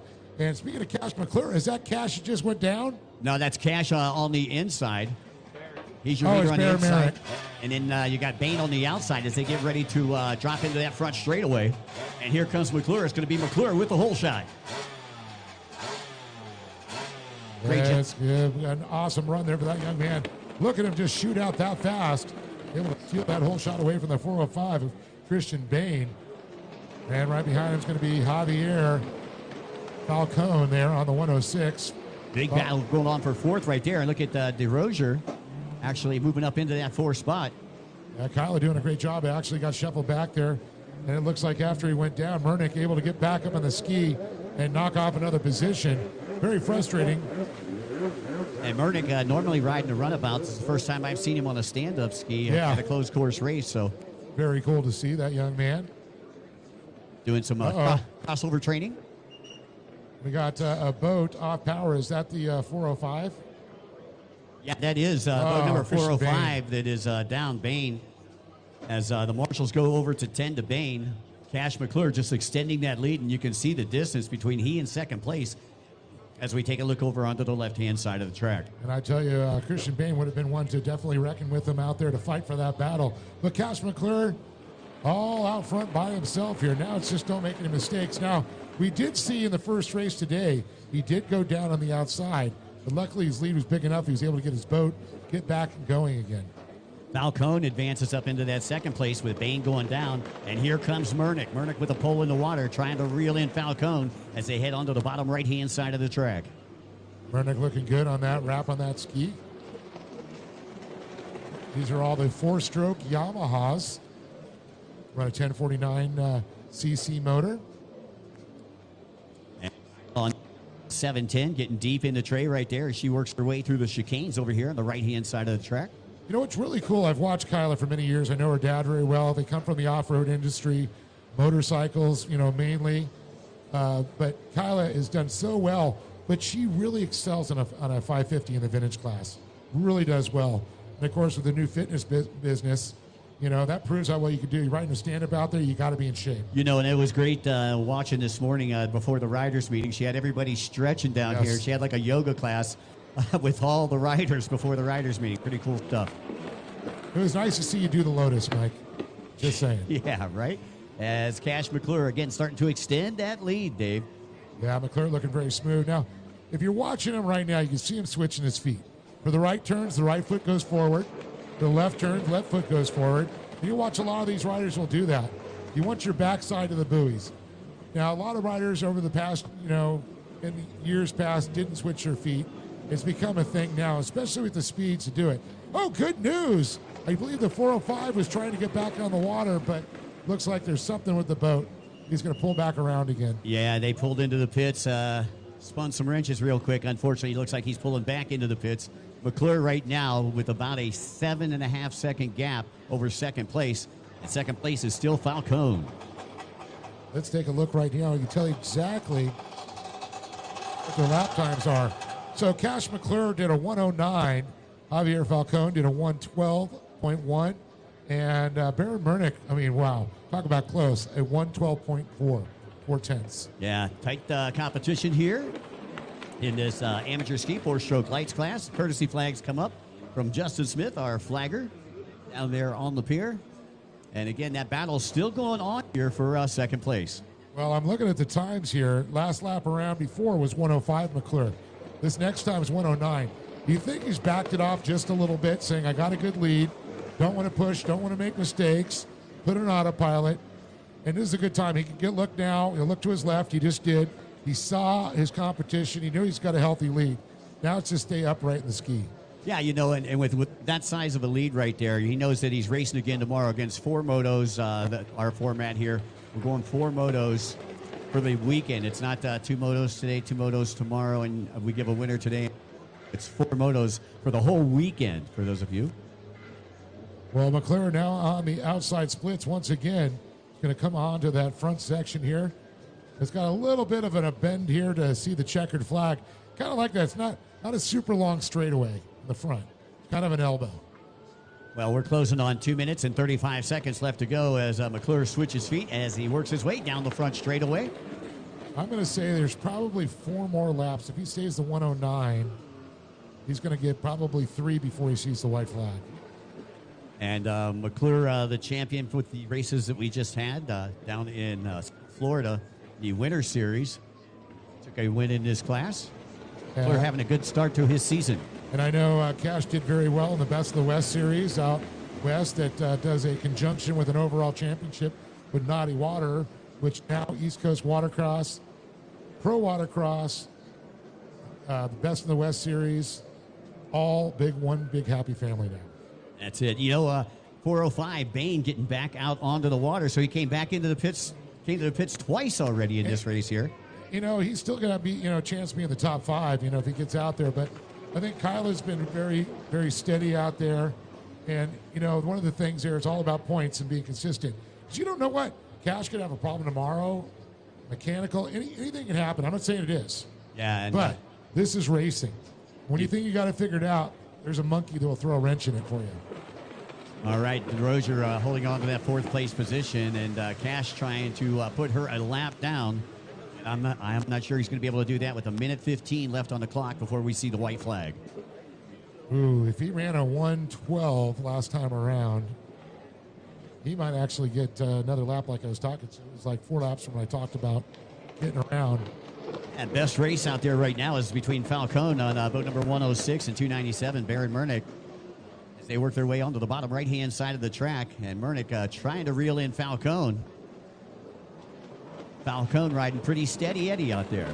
Well, I got to give it up to Murnick because he went down. He took a big water sample out there on the start, and he was able to come all the way back up and have a battle now for that 2nd position. He's currently sitting 3rd. Meanwhile, McClure, your race leader, looks like he backed off just a little bit. He's coming up, I believe, to the back of the pack. That's Bain he's got in front of him as he works his way down the front straightaway. Again, Bain pulled in twice, so he is a lap down.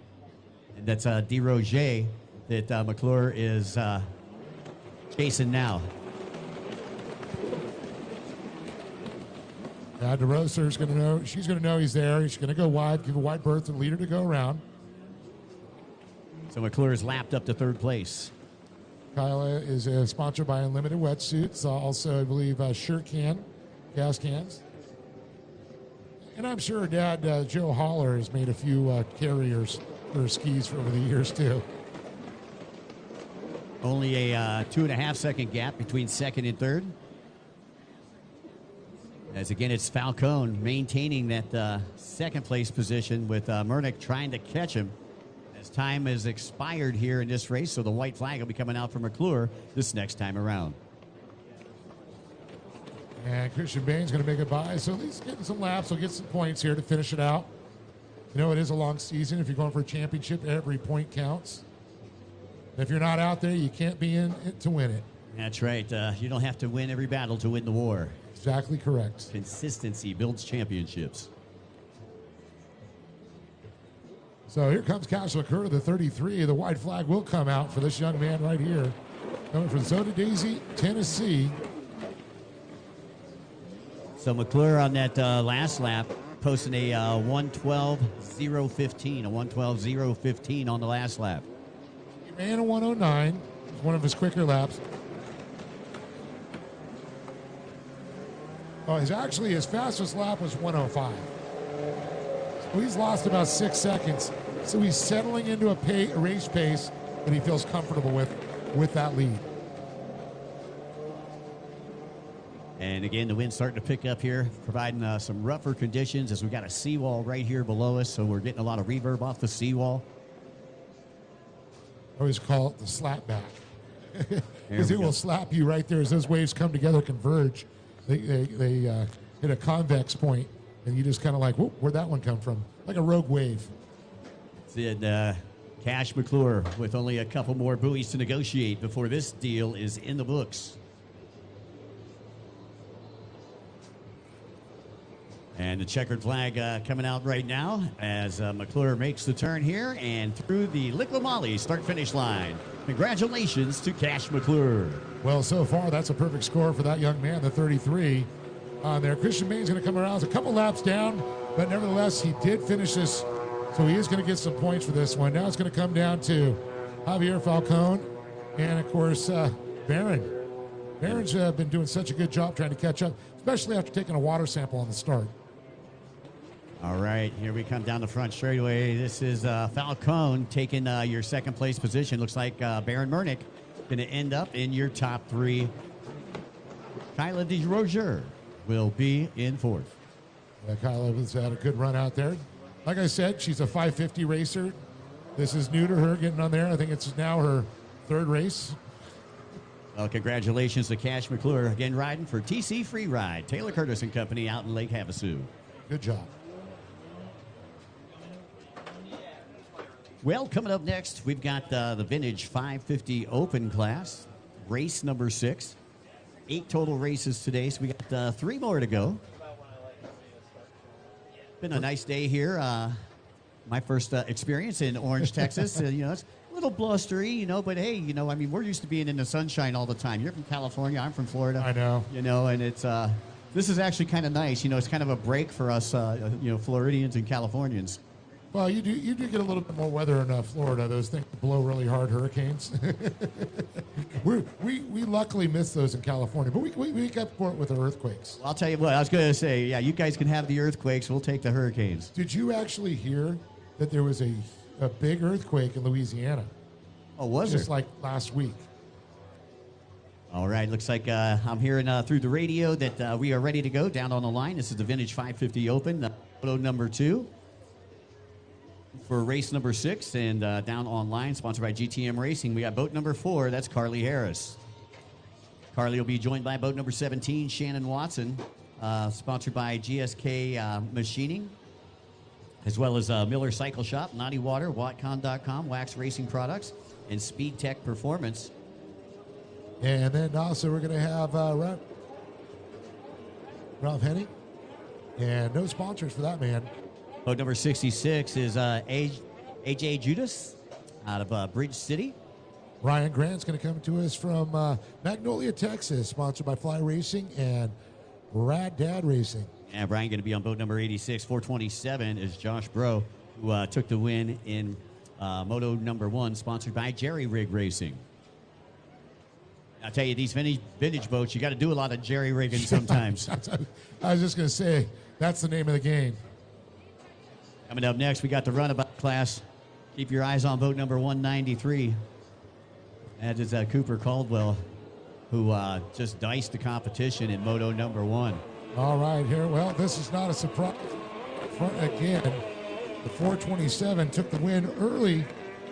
Moto 1 there, so having another great day. Yeah, and then Henning on boat number 21 won the Vintage 550 class. By the way, the Vintage 550 class this weekend, sponsored by Dale's Jet Sports. The winner of the 550 class going to walk away with a free crank. That's right. Gotta love those. Those things ain't cheap. No. I always say it's like for like $300 you should be able to rebuild the motor, top end and everything. They throw a kink, and that's another $1,000 close to it, depending on who belted, who balanced it. And I'll tell you, Dale from Dale Jet Sport, he comes from the days of 550s. He's one of the only ones, the last of Mohicans, I'm going to call him. Yeah, we were talking about that. You know, we were talking about last night when we went to dinner. How many people are still around from 1984? You know, like the businesses from Good the first times time. gone. Yeah, Marinare, sorry. No, that was our pet nickname for them back in the day. They're from San Diego. Yeah. And then PGS, gone. West Coast. West Coast, gone. Big Red. Big Red, yeah.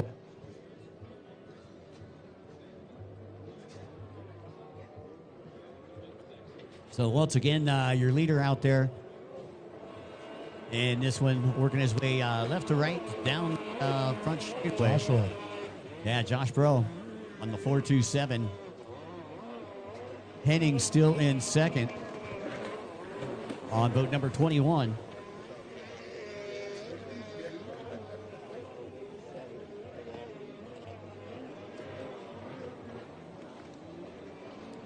Once again, our amateur runabout stock class should be working their way down to the starting line. Amateur runabout stock class. You can work your way down to the starting line. By the way, folks, don't forget we've got Southeast Texas Craft Barbecue Festival going on right here behind us. After race number 8, go on up there, man. You can enjoy some great barbecue. I know we did during our lunch break. It was pretty awesome stuff back there. Pretty awesome, that's right. Well, the running order right now, Josh Brew, followed by Ralph Henning, Shannon Watson, Carly Harris, and it looks like Ryan Grant and AJ Judice.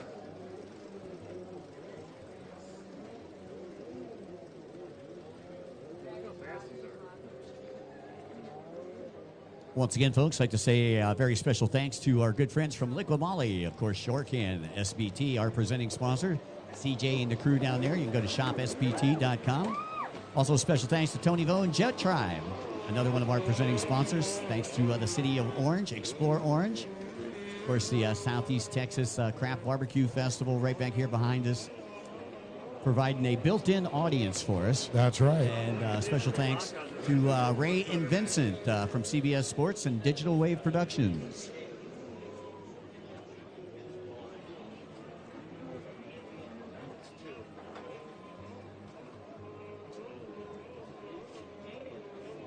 By the way, a lot of CBBs helping us out this weekend as Justin shows them the courtesy flags halfway through with this one right here.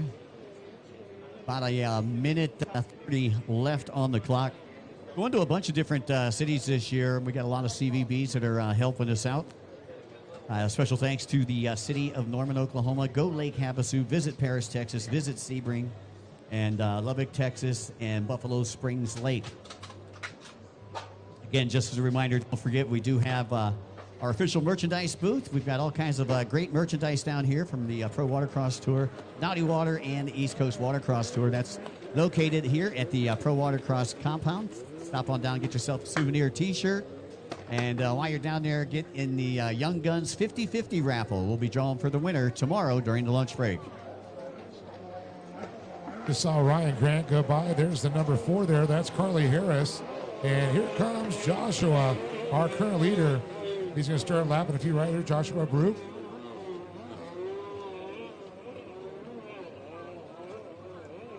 So just under 40 seconds left to go here. We got the X2 out in front. Speaking of vintage, if you're not doing anything next week and you want to come down and say hello to me at my next event, we've got the vintage boat races through the APBA. That's going to be going on down in Tavares, Florida, which is just north of Orlando. Actually got some power boats, some old vintage power boats going out there to race, Dave. Should be pretty cool stuff. Kind of like our vintage class in the water right now. Yeah, that's what made me think about it. 427 still your leader out there as time will expire on this lap right here. So the white flag will come out next time around for Bro, Josh Bro. And that is Bro on the outside split right now. I believe that's still Henning right behind him. Henning trying to keep him in his gun sights. Henning, of course, was second in motor number 1, sitting right back in the same position here. A little deja vu for him. I know he wants to do it better. So they're going to see what they're going to do tonight to see if they can make that boat a little bit quicker on the whole shot tomorrow. Might be some jury rigging going on. Jerry rigging, yeah. Everybody going to be jerry rigging in the pits tonight.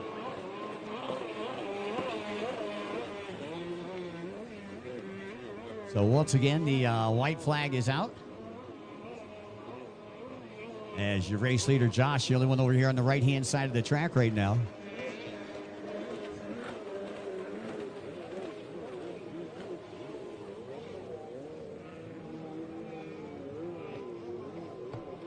I believe you got two lapped riders in between first and second place. Here's Henning still in first. Holy. Carly just literally just fell off the back. What happened? It's like she lost her grip. She got a little tired. Just a little bit tired. So Callie going to get a tow back to her ski. I thought it was Ricky Carmichael on boat number 4. The GOAT has come out of retirement. And there's the number 17. Is going to come across there with a caution. That's Shannon Watson there. Speaking of that, probably going to do a watch party somewhere tonight, Dave. Supercross tonight. I believe they're in Indianapolis tonight. Indy, right? All right, checkered flag comes out for Josh. Nice round of applause for the 427, taking the win. Wire to wire. And back to back. Here he's going to sweep Saturday. Question is, will he be able to hold on to it for Motos 3 and 4? Well, you'll have to come back tomorrow and find out. I wonder if Orange County Power Sports has any used boats, any old Kawasaki X2s. Go over to Orange County Power Sports and pick up a boat and get in the races tomorrow. They might have some parts. They'll blow the dust off the parts, but they'll sell them to you still. Oh, you might be able to barn find an X2 here in Texas. Oh, I'm sure you could. I had 18 at one point before ran. All right, Dave, looks like the runabouts are coming to the starting line. As we see Henning, boat number 21, coming through in second place, sponsored by GC Racing. And this is race number 7. Race number 7, it is down on the starting line right now. And on that line, boat number 17, out of Corinne, Texas, sponsored by Marley Dog Acrobats and Charlie's Golden Days. That is Logan Prokop. And riding the number 23, coming to us from Kenna, Texas.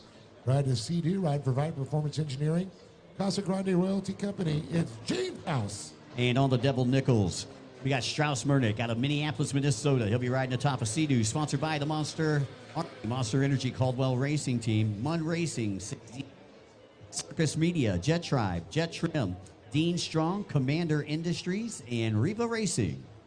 And on the 193, coming to us from Fort Worth, Texas. Riding to Sea-Doo on Caldwell Racing, Monster Energy, Riva Racing, Dean Strong, Commander, Yamaha, MTI Boats, RP Elite Motor.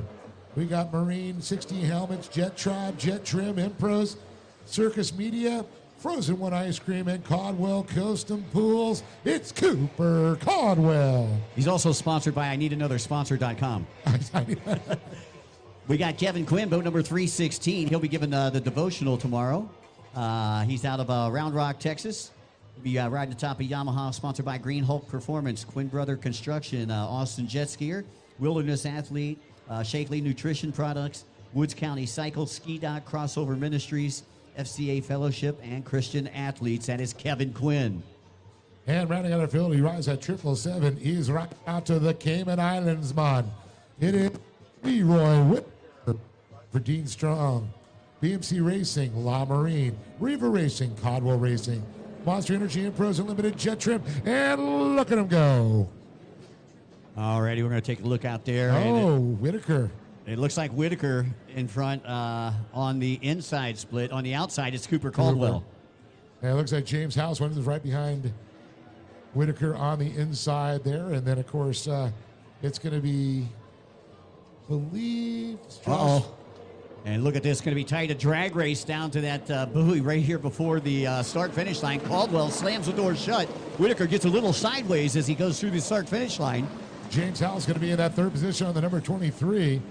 And, we are missing a racer because that is, looks like Kevin there. That's Quinn on 316. Yeah, Kevin Quinn. And then I do not see Strauss Mernick. No Strauss. A little No. tired from the stand-up race? Could be, yeah.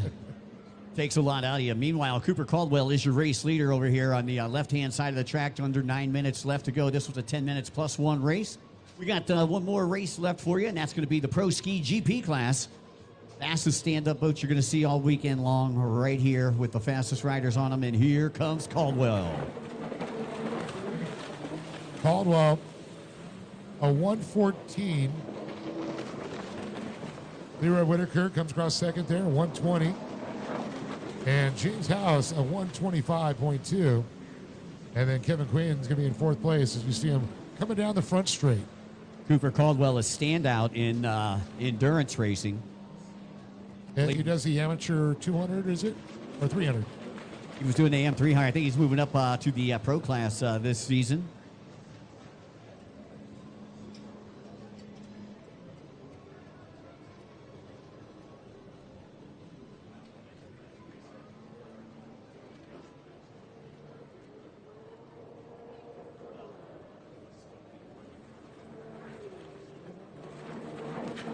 Here comes Caldwell working left to right in front of you. Smith with the green flag out.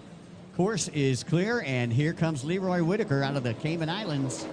Speaking of which, I'll be there in 2 weeks from today. Hope the weather is better than here. Yeah, round number 1 of the SEWA Tour, the Cayman Islands Watercraft Association. We get started with that tour. We had one race down there earlier this year, the East End Surf Challenge, which was put on by the McLeans, Nathan McLean and JJ McLean. JJ, a former IJSBA world champion. Well, he was the second world champion from the Cayman Islands.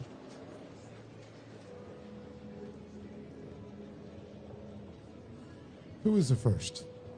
Jason Thomas. Jason Thomas was the first. And then last year, Vanjie Ramjeet. So 3 world titles for the Cayman Islands. But right now, it's the Cooper Caldwell show here in Orange, Texas. I'm sure he'd like to keep the hardware right here in Texas. He lives just up the street in Fort Worth. That's right. Getting by Kevin Quinn now, and here comes Whitaker now.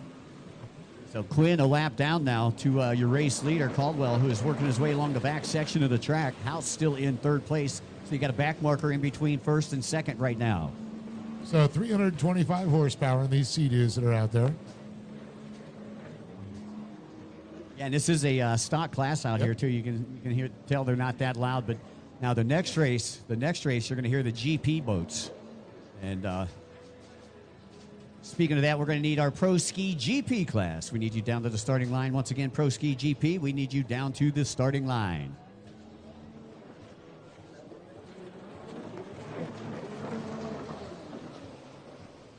Caldwell making his way past the Lickman-Wally start-finish line.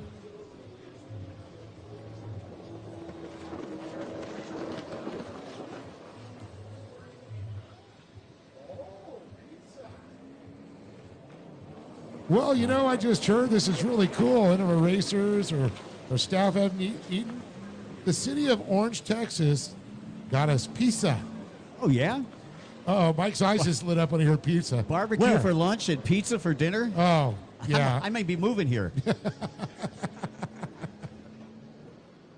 Mike wants a pizza franchise here. Right. I'm going to have to hire Kyla after this race right here so she can train me. Pro Ski GP coming up next, folks, and Cooper Caldwell kicking the tires and lighting the fires here on the Sabine River. And we're coming up just about next time by. We get the halfway sign. Leroy Whitaker, ride that Monster Energy. Dean's team, Dean Strong. Whitaker, this is only his third weekend of racing. Raced the last couple of weekends at the Winter Series with us. East Coast Watercross Winter Series. And he's a new racer. So, yeah, he's a new racer. Did very well last race, too. And I'm very impressed watching him. He had the Red Dean's boat during the last race, so this is a new Monster Energy boat for him here. Is that the one that Fidel used to race, Prince Akeem? Possibly, yeah. Yeah, the red one. I remember that was a fast boat. Yeah, it's the old school Yamaha hull. Worked well. Oh, yeah. Courtesy flags up now for Caldwell. As Caldwell ready to put Quinn 2 down. And Cooper Caldwell right now in a race of his own. As he works up to the top, right-hand side of the track. 777 still in second. Whitaker. So what Whitaker's riding is a Yamaha. Caldwell on a Sea-Doo. James House on a Sea-Doo. And then Kevin Quinn also on a Yamaha. Now, Dave, what would have been your choice? You've raced jet skis before. The water here, the conditions here. Would you ride your Yamaha or would you ride a Sea-Doo? I know Cooper has a choice. I mean, I would have thought it would have been a Yamaha for here and not the Sea-Doo with the conditions that we had earlier. If you really went back to being personal about rough water, Kawasaki's have always been king, so I'll call that the rough water boat. Right. This is not super, super rough. Yamaha tends to be a little lighter than the Sea-Doo, but I think the new Sea-Doos are lighter. So they've switched it up. So I'd probably go with the Sea-Doo in these conditions here. Sea-Doo in these conditions? Yeah, surf, you see a lot more Yamahas when you got surf, especially the surf that you can read. The Sea-Doos tend to be a little squirrely on the backside. Yeah. Especially those the new 325s. Yamahas are great smooth water boats. Always have been. But I think the Sea-Doos, they're whole. Oh, can you tell the GPs are coming, Mike? Yeah. The roar of the big bore. You can hear it here just to our right now as they go out to warm up their boats for the GP class. That is going to be the final race of today, but we'll be back doing it all again tomorrow. So we invite everybody to come back and check out racing tomorrow. And Dave, looks like we might get done just in time as I can raindrops keep falling on my head. There's a song in there, Mike. Somewhere there's a song in there. Maybe I'm just that old I remember the song. Raindrops. All right. Give me a tune, Mike. Raindrops keep falling on my head. So, Leroy Whitaker on the right side of the track. You can see he's still working there. Cooper Caldwell all the way on the left-hand side. That is our first place on the left. On the middle of the track now, Leroy Whitaker. Here comes James House now. Yeah, House out there on the blue boat. The orange numbers, Caldwell, still under green flag racing conditions. Passes the Liqui-Moly start-finish line, still with about $1.20 left on the ticker. Once again, I'd like to say a special thanks to all of our great officiating staff that came from far and wide to be with us here in Orange, Texas. And of course, the City of Orange, Texas, the Sheriff's Department, EMS, and Fire Department for being here with us.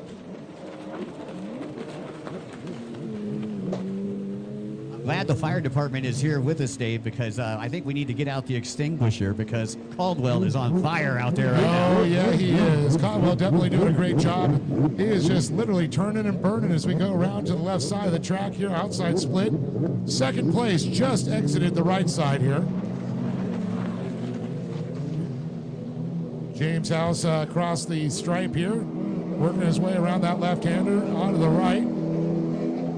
So Caldwell's going to have to wait to the next lap for the white flag. 25 seconds left on the clock as he comes past the Liqui-Moly start-finish line. Dave, what kind of lap times are we seeing from Cooper Caldwell? Because I think these are probably going to be the fastest lap times that we've seen today. Well, this time by, he was 58 seconds.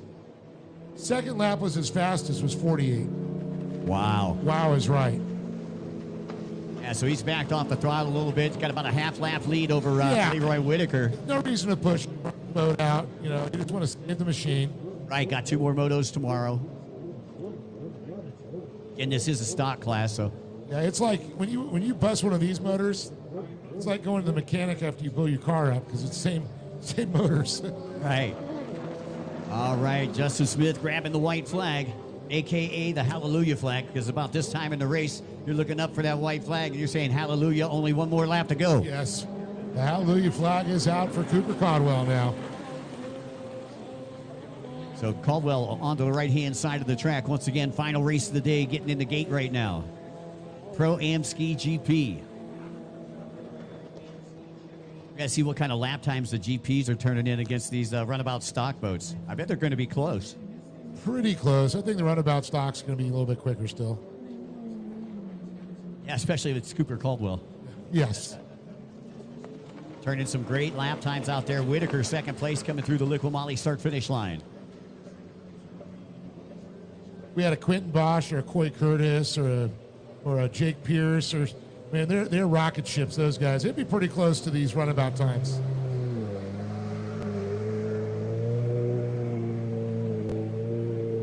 Certain riders are at different levels.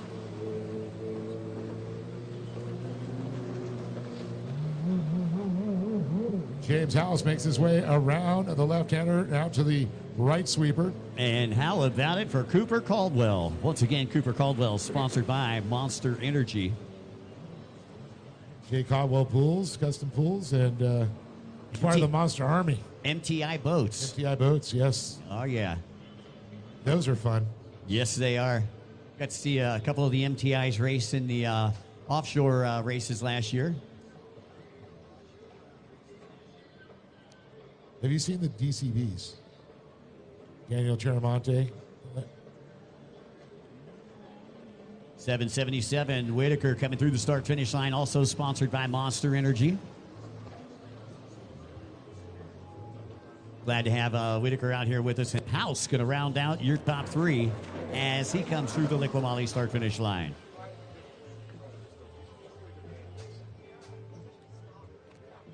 So the final race of the day is getting in the gate, down in the starting line.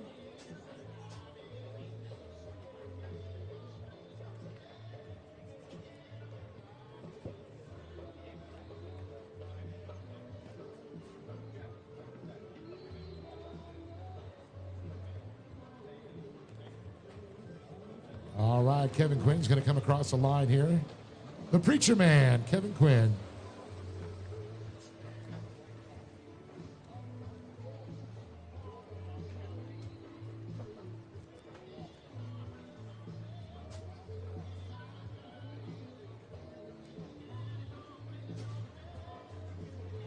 All right, Dave.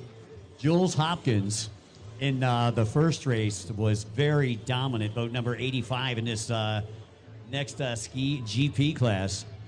Hopkins again from just down the street in Biloxi, Mississippi, sponsored by Performance Jet Ski and Cycle, Gary Hopkins, Commander Industries, and BP Concepts.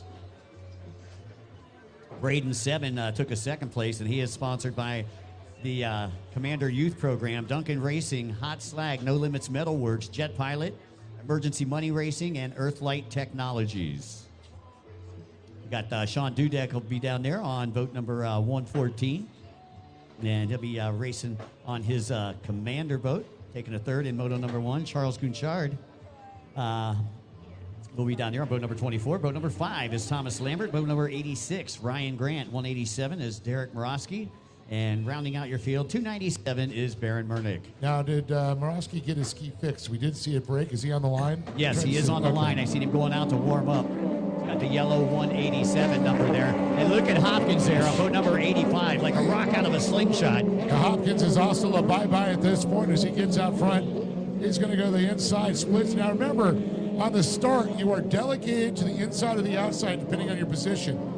After that, it's on. You can go any, you get the one lap in there, you can go to any outside, inside, whatever your choice is. Dave, and it looks like we're going to get done today just in time as the rain's starting to come down here in Orange, Texas. And the skies have opened up here. But, Mike, they're already wet, so it doesn't matter. Jules Hopkins out there in front in the lead right now. And that's Braden Seven back there in the second position. Morosky back in third, boat number 187. Looks like boat number 297 rounding out your top four here at the end of lap number 1. And that is Baron Mernick. Yeah, Morosky already had a problem. Went back down. You got to wonder if his boat cut out on him. He's up and running. Cars are on moving on. But it's all Jules Hopkins right now as he runs all the way from the right to the left as he gets ready to head into the splits already. But I got to say, Braden Esteban, an awesome ride for that young man sitting there. He's about the only one I think can hang with Jules Hopkins at this point. Yeah, Hopkins just made the decision to go to that outside split. It looks like second place is going to follow suit. as they get ready to come down the front straightaway. Jules Hopkins, again out of Biloxi, Mississippi, comes from a racing family. His father raced for many, many years back on the old Surf and Turf Championships Tour. Gary Hopkins, if I remember right. Gary Hopkins, that's right. And here comes Braden Seven. Seven is 18 years old. I said he was 17. And he's got a job. He lets you know that. Exactly. He's got to go home to his job in between our Pro Watercross Tour stops here at the Liqui Road to Havasu National Tour. Well, Baron Murdoch doing a great job there as you see him go by. 297. We saw a great shot there. Dudek coming through the start-finish line. Number 24 is Gunchard. And 187 having problems again. There's Borowski's. Yeah. Just lifted, came off the gas. Yes. Happened when the first lap, he went down already. It's like the boat lost power. Not sure what happened. Yeah, it looked like they had to run it again. He went over, he warmed it up over here on the right-hand side of the track before we get started with this one here. And obviously having some mechanical issues once again. Thomas Lambert, the number 5 out there on that stock-style pole. Hockey. But here comes Hopkins around one more time. Hopkins on a tear on the number 85 on his Commander Industries. And look at this battle going on here at the 88. Yeah, and that was Braden Seven and boat number 88 down the lap. I believe that was Grant. That was Grant that went down. We are about 6 minutes, 45 seconds left to go in this one.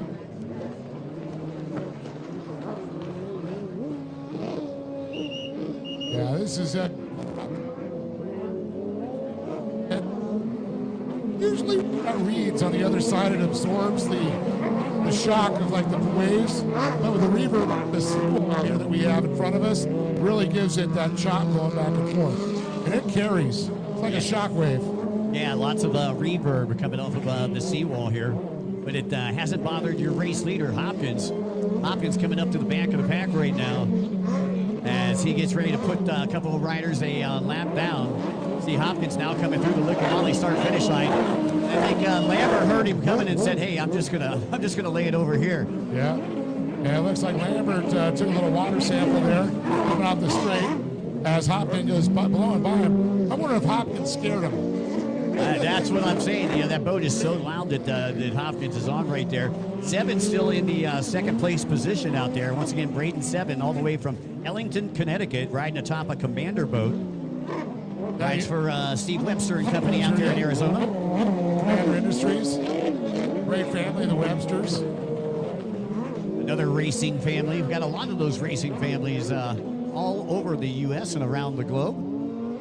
That's one of the things we like to really push here at Pro Watercross is the family aspect. We've got second generation. Some places we'll see third generation racers now.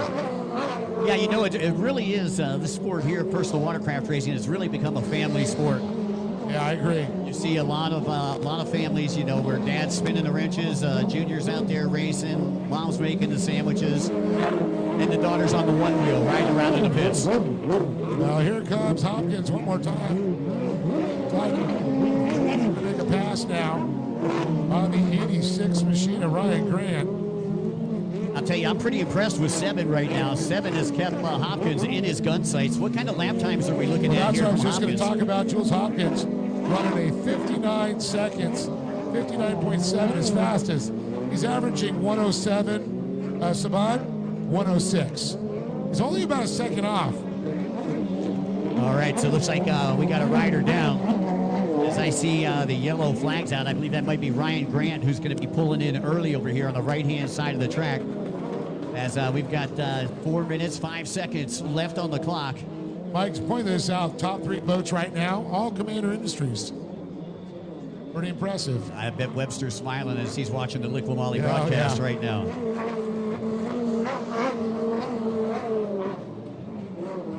So here comes Hopkins once again approaching the Liqui start-finish line. A great job there by Hopkins as he is in the attack position. Yeah, he is not resting. I have not seen him stand up, stretch a back or anything. He is full attack. Feet moving, right foot forward, left foot forward, keeping the buoys to his backside. That's how you just got to. He is not tired. He's been training for this, I can tell. You know, and his family owns Performance Jet Ski and Cycle over there in Biloxi. So he has grown up around this his entire life, along with his dad being a racer for many, many years as well. And I remember them being part of the our youth, our young guns, our what was it called? The Stars. The Junior Stars, yeah, out in Lake Havasu. He's the product of the Junior Stars. And you're watching the Liqui Road to Havasu.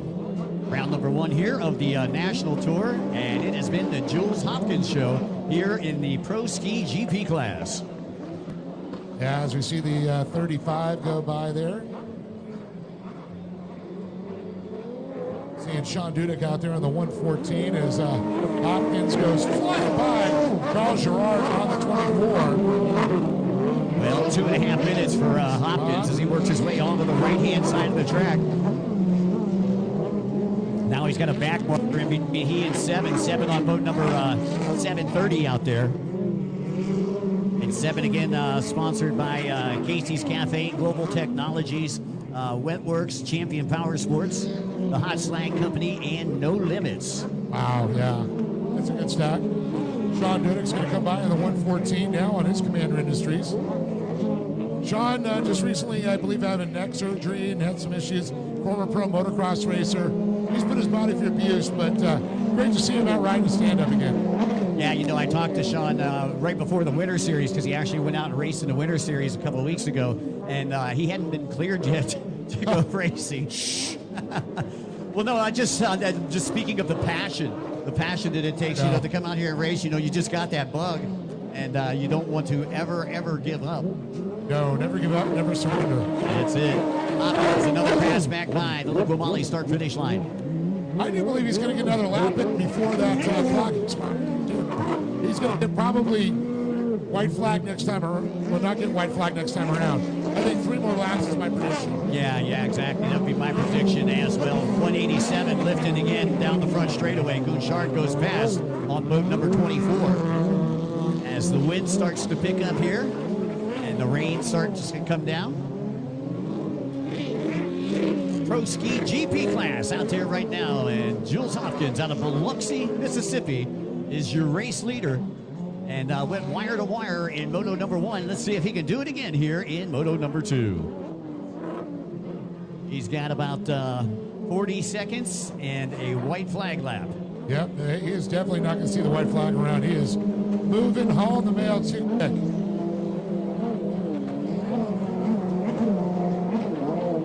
There's Baron Burnett goes by, the 297. There's the 86 of Ryan Grant. So Hopkins is lapped all the way up to 5th place right now, boat number 85, and you can see the back markers moving out of the way over here on the right side of the track as Hopkins comes through, and he'll get the white flag next lap. Yep. I knew he was going too quick. He was going to beat that clock and not see the white flag. At that point, maybe slow down a little bit. He's got such a big lead. Well, he's riding really smooth out there, too. Like a hot knife through butter as you see him work his way along that back section of the track. Just dissing the lappers right there. The back marker, 7 still trying to stay right there with him. 7 about a buoy behind him, about 3.5 seconds off the pace being thrown down by Hopkins. And I got to say, he was not that close in Moto number 1, so Seban has literally turned it up just a little bit.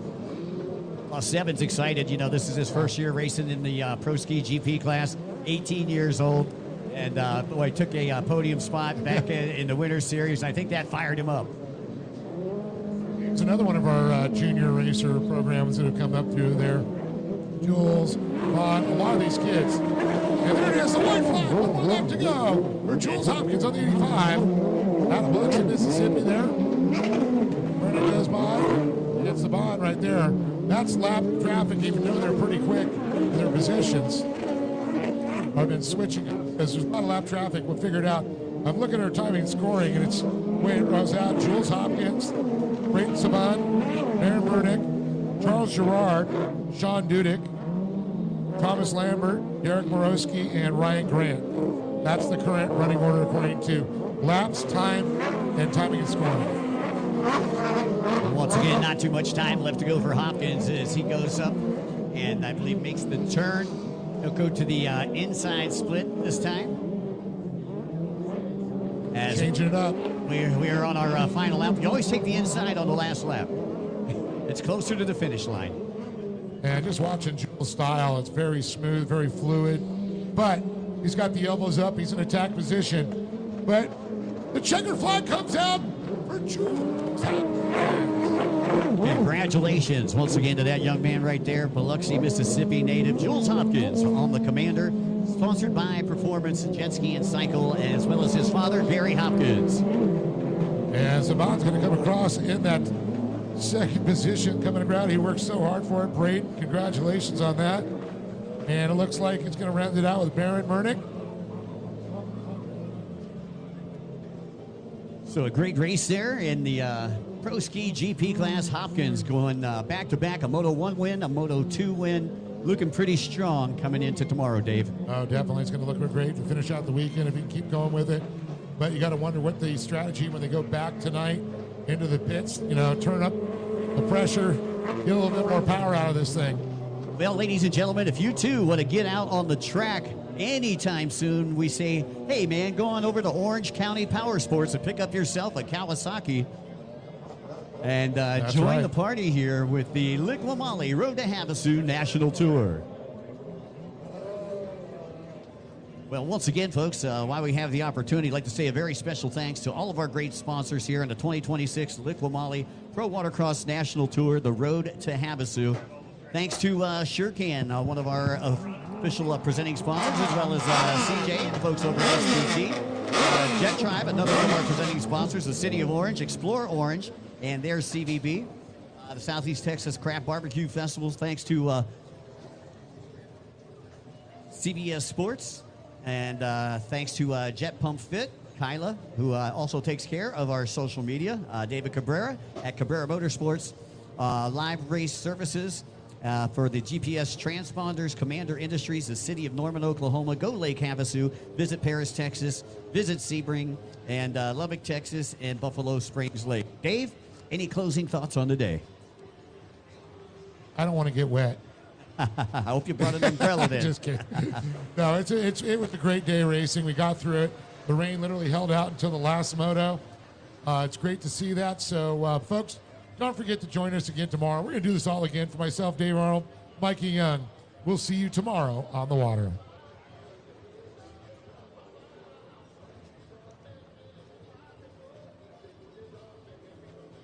Come on, Barbie. Let's go party.